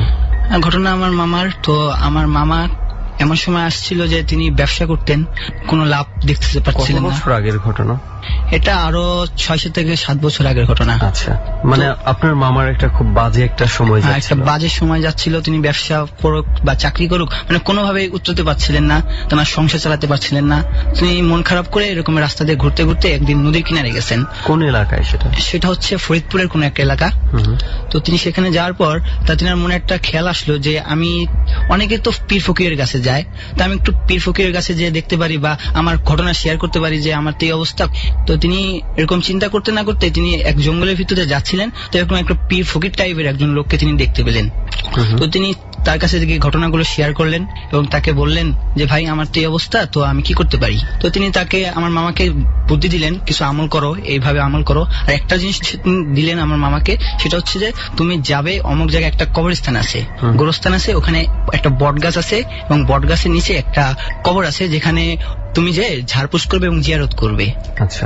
তো আমার মামা ওখানে যে প্রতিদিন নিয়মিত ওখানে এরকম ঝাড়পোছ করতেন, এরকমের মুনাজাত করতেন, দোয়া করতেন। হ্যাঁ, এর আগে একটা ঘটনা বলে রাখা ভালো, সেটা হচ্ছে যে ওই কবরস্থানে নাকি কেউ আর কি এর আগে যে অনেক পুরানো কবরস্থান ছিল, যে কেউ নাকি ওটা খনন করতে পারতো না। মানে খনন করতে পারতো না মানে মানে ওটার ভিতরে আর অন্য কোনো মানুষকে মানে কাফন করতে দেওয়া হয়নি, কবর দেওয়া হয়নি। ঘটনাটা হচ্ছে এরকম যে কবর তো প্রত্যেকটা কবরই শান্ত, মানে একটা নির্দিষ্ট সময় পরে পুনরায় কবর দেওয়া হয়, কিন্তু ওই কবরস্থানে এই কবরটাতে আর কাউকে কবর দেওয়া যেত না আর কি। আচ্ছা। তো আমার মামা ওই পীর ফকিরের মানে ফকিরের দরবেশের কথা মতো প্রতিদিন ওখানে ঝাড়পোছ করতেন এবং ওখানে যে এরকম দোয়া করতেন, অর্থাৎ মানে জিয়ারত করতেন। আচ্ছা।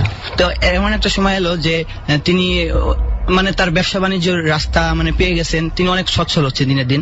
একদিন হলো কি, তিনি খুব দুপুরবেলা গেছেন, কোনো লোকজন নেই কবরস্থানে। তো তিনি সেখানে গিয়ে দেখলেন যে সেখানে 4টি লাশ ওই কবরের পাশে। দুপুরবেলা কোনো লোক নেই, কোনো লোকালয় নেই, মানে একবারে নিস্তব্ধ এলাকা হয়ে রয়েছে। তো সেখানে যে তিনি 4টি লাশ দেখে কিছুটা আতঙ্কিত এবং ভবড়ে গেলেন। তো তিনি করলেন, ভয় পেয়ে তিনি কবরস্থান থেকে বের হয়ে যাইতেছেন।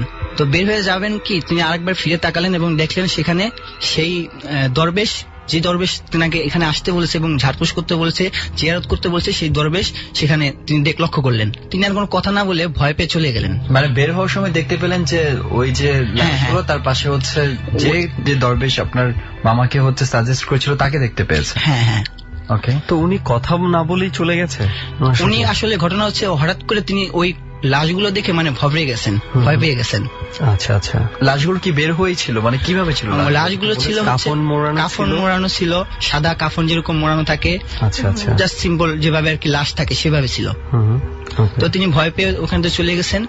পরে তিনি যেই ওই ফকিরের সাথে যেখানে দেখা হয়েছিল তিনি সেখানে খোঁজ নিলেন এবং সেখানে গেলেন, যে তিনি তাকে আর পাননি। তো এলাকার লোকজনদেরকে তিনি বললেন যে এরকম এরকম এখানে একজন দরবেশ বসতো, আমি তো দেখছি। এই দরবেশটা আসলে কোথায় বসতো স্পেসিফিক? ওখানে একটা জঙ্গল ছিল, জঙ্গলের ভিতরে একটা বাঁশের ছোপ ছিল, ওটা নিচে উনি বসতেন আর কি। মানে যখনই আপনার মামার সাথে দেখা হয়েছে ওই মানে দরবেশকে ওখানেই উনি পেয়েছেন। আচ্ছা। তো ওখানে সব কথা শেয়ার করেছিলেন। তো ওখানে তিনি ফিরে যান এবং যে দেখেন ওই দরবেশ নেই। এলাকার সকলকে জিজ্ঞান যে এখানে আমি তো কতদিন যাবত আসতেছিলাম, এক দরবেশের সাথে আমার দেখা হতো, তো তিনি এখন কোথায় গেল? তো এলাকার লোকজন তাকে ঘটনা বললো যে এখানে তো আরো দরবেশ থাকতো আজ থেকে বহু বছর আগে, আর তিনি তো মারা গেছেন বহু বছর আগে। তিনি লাশ হচ্ছে যে ওই অমুক কবরস্থানে অমুক এক বট গাছের নিচে। আচ্ছা। তারপরে তিনি বুঝতে পারলেন, আমার মামা বুঝতে পারলেন যে ঘটনাটা হচ্ছে এরকমের ছিল যে তিনি যেই কবরটা জিয়ারত করতেন, মূলত ওই কবরটা হচ্ছে ওই দরবেশের কবর ছিল।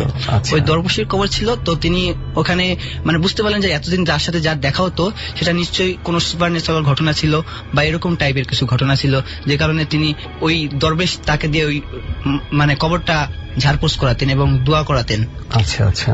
এরকম একটা ঘটনা আমি জানি না শান্ত, আসলে এটা নিয়ে আমি কি বলবো, হরর কোনো কিছু কি বলা যায় এটাকে?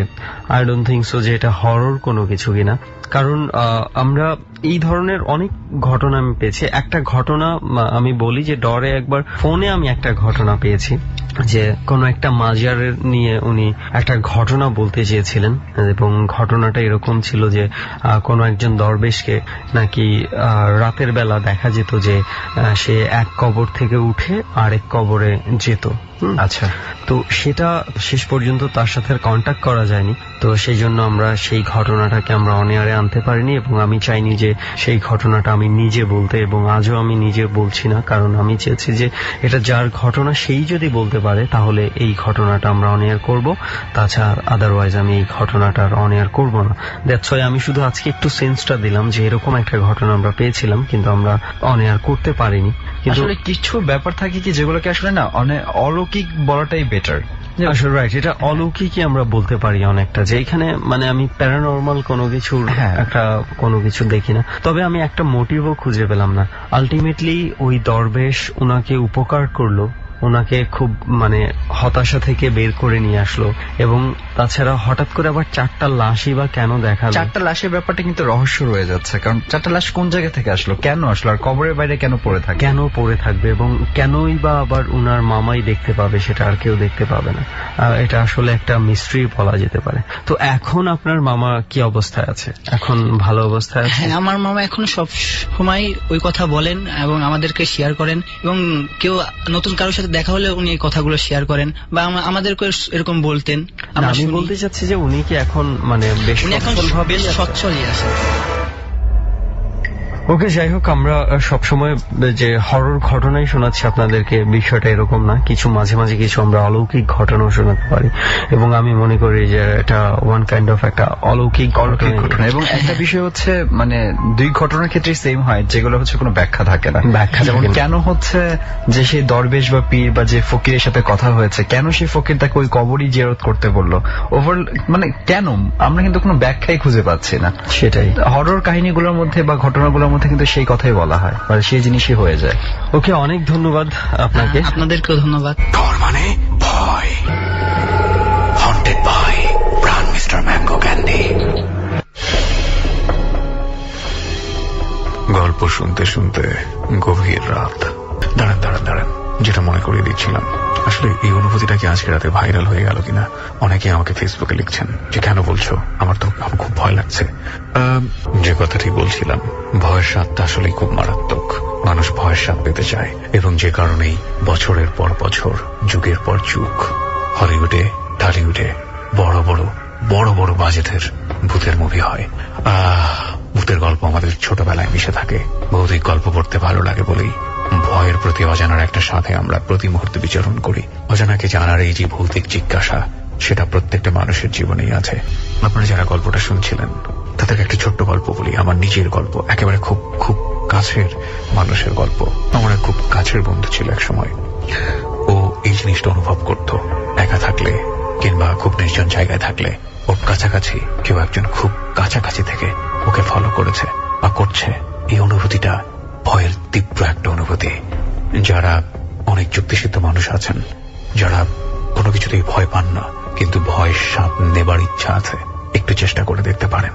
আমরা আবারও ফিরছি একেবারে শেষ ভাগে, সুমন ও শান্তর কাছে, যেখানটায় ছোট্ট একটা বিরতি নিয়েছিলাম, ঠিক সেখান থেকেই। ডর।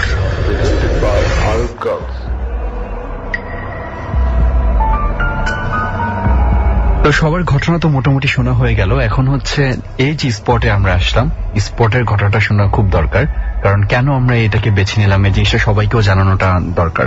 তো সুমন, যে বিষয়টা হয়েছে যে আমরা যতটুকু শুনে এসেছি ডর টিমের কাছে, যে আজকে যে জায়গাটাতে আমরা বসে আছি, এই জায়গাটা নিয়ে কিন্তু বেশ বড় একটা ঘটনা রয়েছে।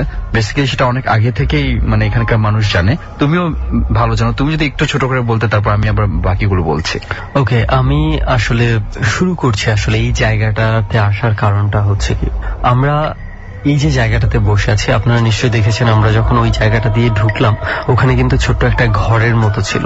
ওখানে কিছু মানুষজন থাকে, যদিও যার কথার উপর ভিত্তি করে আমরা এসেছি ওই মানুষটা বর্তমানে নেই, উনি চলে গেছে। বাট উনার যেই এক্সপেরিয়েন্সটা, এটা কিন্তু এখানে বর্তমানে যারা আছে তাদের মধ্যে কিছুটা হলেও কাজ করে, যদিও তারা এটার খুব একটা আঁচ এখনো পায়নি। তো আমরা যার ঘটনার উপর ভিত্তি করে এখানে এসেছি, তার নামটা না হয় নাই বলি, কারণ তার একটা নিষেধ রয়েছে এই নামটা বলার ক্ষেত্রে। এবার মূল ঘটনাটা শুরু করি। এই জায়গাটা বালি দিয়ে ভরা হয়েছে খুব বেশি দিন হয়নি, আমি যতটুকু শুনেছি হয়তোবা বছরের কাছাকাছি সেরকমটাই হবে, সেরকমই কিংবা আরো কম বেশি হতে পারে, আমরা এক্সাক্ট সময়টা জানি না। এবং আপনারা যেটা দেখতে পাচ্ছেন, বর্তমানে বর্ষাকাল এবং চতুর্দিকে কিন্তু পানি রয়েছে, শুধু রাস্তার এক সাইডেই হচ্ছে যে যেখান থেকে আপনি সরাসরি আসতে পারবেন, বাকি সব দিকেই কিন্তু পানি।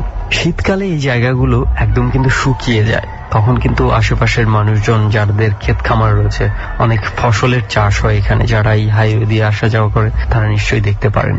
তো ঘটনা হয়েছে যে আজকে যেই জায়গাটাতে আমরা বসেছি এবং বিস্তীর্ণ যেই জায়গাটা বালি দিয়ে ভরাট করা হয়েছে, একটা সময় কিন্তু এই জায়গাটা আসলে এরকম যে পাশের ক্ষেতগুলো দেখতে পাচ্ছেন পানির নিচে যেগুলো রয়েছে এখনো, একটা সময় কিন্তু এগুলো এই ধরনের ক্ষেতই ছিল। পরবর্তীতে হয়তো যারা কিনেছে বর্তমানে তারা কিনে কোনো একটা ইন্ডাস্ট্রি বা কোনো কিছু করার জন্য হয়তো কিনেছে, যারা বালি দিয়ে পুরো জায়গাটা ভরাট করে ফেলেছে। এবং ভরাট করার পর আমরা যেটা দেখতে পাচ্ছি যে অনেক ইট বালি সিমেন্ট দেখা যাচ্ছে। সো যখন ওনারা এগুলো আনে এবং এগুলোর রক্ষণাবেক্ষণের জন্য নিশ্চয়ই কোনো মানুষের রাখাও দরকার, সেজন্যই কিছু মানুষ রাখা হয়েছিল, হয়তো 2-1 এখানে। তো তাদের মধ্য থেকে একজন ছিল যে এখানে রাতের বেলা দিনের বেলা মানে 24/7 থাকতো এখানে এবং পাহারা দিত এই জিনিসপত্রগুলো। তো তাদের মধ্য থেকে একজনের সাথে যেই ধরনের ঘটনা ঘটতে থাকে, আসলে ওই ঘটনাটাই আজকে আমাদেরকে এত দূরে টেনে নিয়ে এসেছে। এবং এই ধরনের ঘটনা কিন্তু থাকে বেসিক্যালি হচ্ছে মানে এমন হয় কি কিছু জায়গা থাকে না যে জায়গাগুলো নিয়ে মানে কিছু রহস্য থেকেই যায়, এই জায়গাটাও কিন্তু সেরকমই একটা জায়গা। কারণ যে ছেলেটি আমাদেরকে এই ঘটনাটা বলেছিল যে এখানে থাকতো রক্ষণাবেক্ষণের জন্য, তো প্রায় এরকম খালি জায়গা যেখানে হচ্ছে আন্ডার কনস্ট্রাকশন বিল্ডিং করার প্ল্যান চলছে বা জিনিসপত্র এনে রাখা হয়েছে, ওখানে কিন্তু এরকম 2-1 পাহারাদার থাকেই। তো এখানে যে মূল ঘটনাটা, এখানের মূল ঘটনাটা হচ্ছে এরকম যে যেই লোকটা প্রথম দিকে থাকতো এখানে, মানে একটা খুব সিম্পল একটা বিষয় দিয়ে মানে তৈরি হয়েছে যেটা সবাই ইগনোর করবে। কারণ হচ্ছে আপনি তো যখন ঘুমাতে যান অনেকেই তো অনেক ধরনের স্বপ্ন দেখেন। সব স্বপ্ন কি আপনি সব সময় মনে নিয়ে বসে থাকেন? নিশ্চয়ই না। কিন্তু এই লোকটার ক্ষেত্রে যেটা ঘটেছিল, উনি যেদিন এখানে থেকে থাকা শুরু করেছে ঠিক 2-1 দিন পর থেকে একটা স্বপ্ন দেখে। স্বপ্নটা হচ্ছে এরকম যে ঠিক আমরা এখন যেখানে রয়েছি না এবং যে জায়গাটা আপনাদেরকে ইন্ডিকেট করেছি, ওই জায়গাটাতে একটা কবরস্থান আছে। এবং হ্যাঁ ঠিক আছে, দেখেছে, একদিন স্বপ্ন দেখতেই পারে। তারপরেও উনি স্বপ্ন দেখেছে, ওকে ইগনোর করা যায়, মানে হয়তো এটা মাথায় আসেনি। কিন্তু যখন দিনের পর দিন কন্টিনিউয়াস উনি প্রতিদিন এই স্বপ্নটা দেখে যাচ্ছে ঠিক একটা জায়গায়, মানে ঠিক একটা নির্দিষ্ট জায়গায় উনি প্রতিদিন রাতের বেলা স্বপ্ন দেখছে যে এখানে একটা কবরস্থান আছে, স্পষ্ট দেখতে পাচ্ছে। এবং সেই কবরস্থানেই তাকে মনে হচ্ছে যে ঘুমের মধ্য থেকে তাকে আকর্ষণ করছে ওইদিকে। তো দিনের বেলা সে যথারীতি ঘুম থেকে উঠে ওই জায়গাটাতে যায়, দেখে, খুব খুঁটিয়ে খুঁটিয়ে ভালো করে দেখে যে কবরের কোনো চিহ্ন মাত্র নেই, আর বালি দিয়ে ঢাকা, আর বাড়ির পাশাপাশি হচ্ছে কিছু জিনিসপত্র রাখা আছে, ইটের বস্তা দেখা যাচ্ছে। তো সবকিছু মিলিয়ে খুঁজে পাওয়ার কথাও না, কিন্তু তার মাথায় থেকে যায় যে এখানে তো একটা কবর থাকতে পারে। এবং সবচেয়ে ভয়ঙ্কর ঘটনা যেটা ঘটে, একটা পর্যায়ে উনি যখন ইগনোর করা শুরু করে, কিন্তু ইগনোর করে বেশি দিন থাকতে পারেনি। এই জিনিসটা এত ফ্রিকোয়েন্টলি ঘটে, একটা পর্যায়ে উনি প্রতিদিনই নাকি স্বপ্ন দেখতো, ঘুমাতে গেলেই স্বপ্ন দেখতো যে এখানে একটা কবর আছে, যে কবরটা তাকে অদৃশ্য ভাবে তার মনে হচ্ছে যে তাকে আকর্ষণ করছে, তাকে ওই জায়গাতে নিয়ে যাচ্ছে। ইভেন এমনও নাকি হয়েছে একদিন ঘুমের ঘোরে সে এইখানকার কাছাকাছি চলে এসেছিল এবং তার সাথে যেই লোকটা থাকতো সে হঠাৎ করে তার সামহাও ঘুম ভেঙে গেছে, এবং ঘুম ভেঙে যখন গেছে সে দেখছে যে রাতের বেলা সে এই দিকে হেঁটে আসতেছে, এবং পেছন থেকে তাকে যখন ডাকা হচ্ছে তখন তার কোনো সেন্স নেই, সে হেঁটেই যাচ্ছে একভাবে।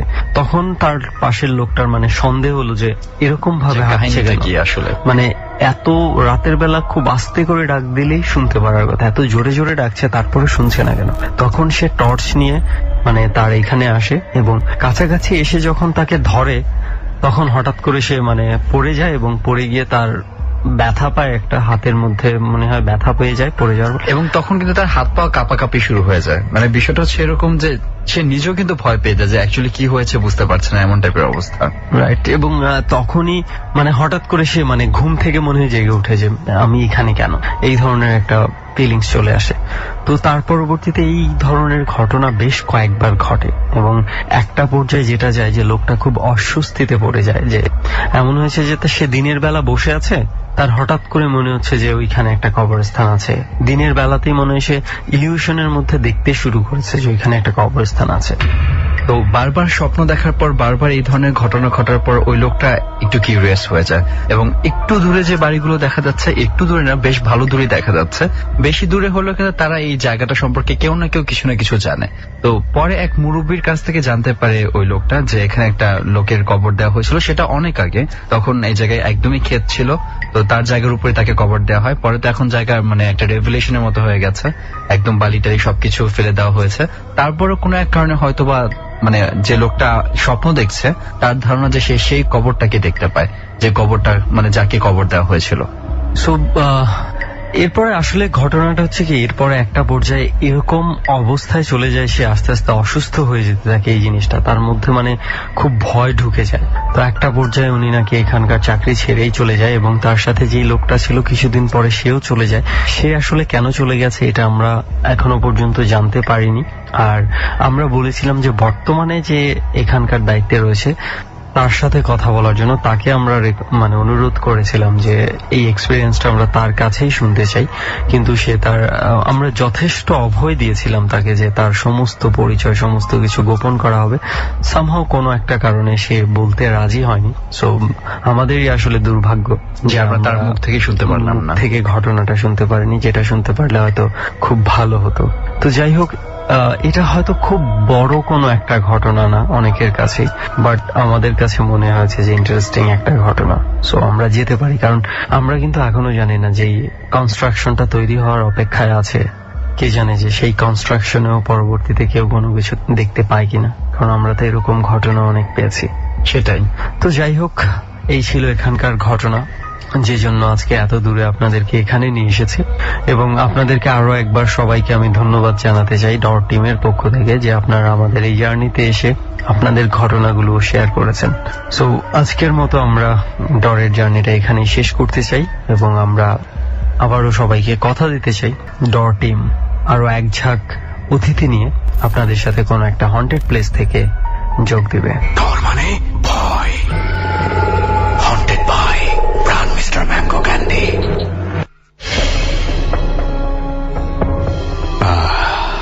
অন্যরকম একটা অনুভূতি নিয়ে শেষ হচ্ছে আজকের ডর। 6 জন বন্ধুকে পেয়েছিলাম আমরা। হয়তো আগামী পর্বে 6 জন কিংবা তার থেকে বেশি। হয়তো আপনিও থাকতে পারেন আমাদের সাথে। ডর এগিয়ে চলছে। ডর মানে ভয়, আর সেই ভয়টি 6 জন থেকে সহস্রাধিক জনে আমরা ছড়িয়ে দেই। বিজ্ঞান দিয়ে উত্তর খুঁজলে আমরা আপনাকে মানা করব না, কারণ আপনি যদি পুরোপুরি বৈজ্ঞানিক একজন মানুষ হয়ে থাকেন, এই অনুষ্ঠানটি আপনার জন্য নয়। যারা ভয়ের স্বাদ পেতে ভালোবাসেন তাদের জন্যই ডর। আবারও ফিরব, কথা দিচ্ছি। লোবান, সুমন, শান্ত এবং আমি আরজে কিবরিয়া। আর সাথে থাকবেন হয়তোবা আপনি। শুভরাত্রি।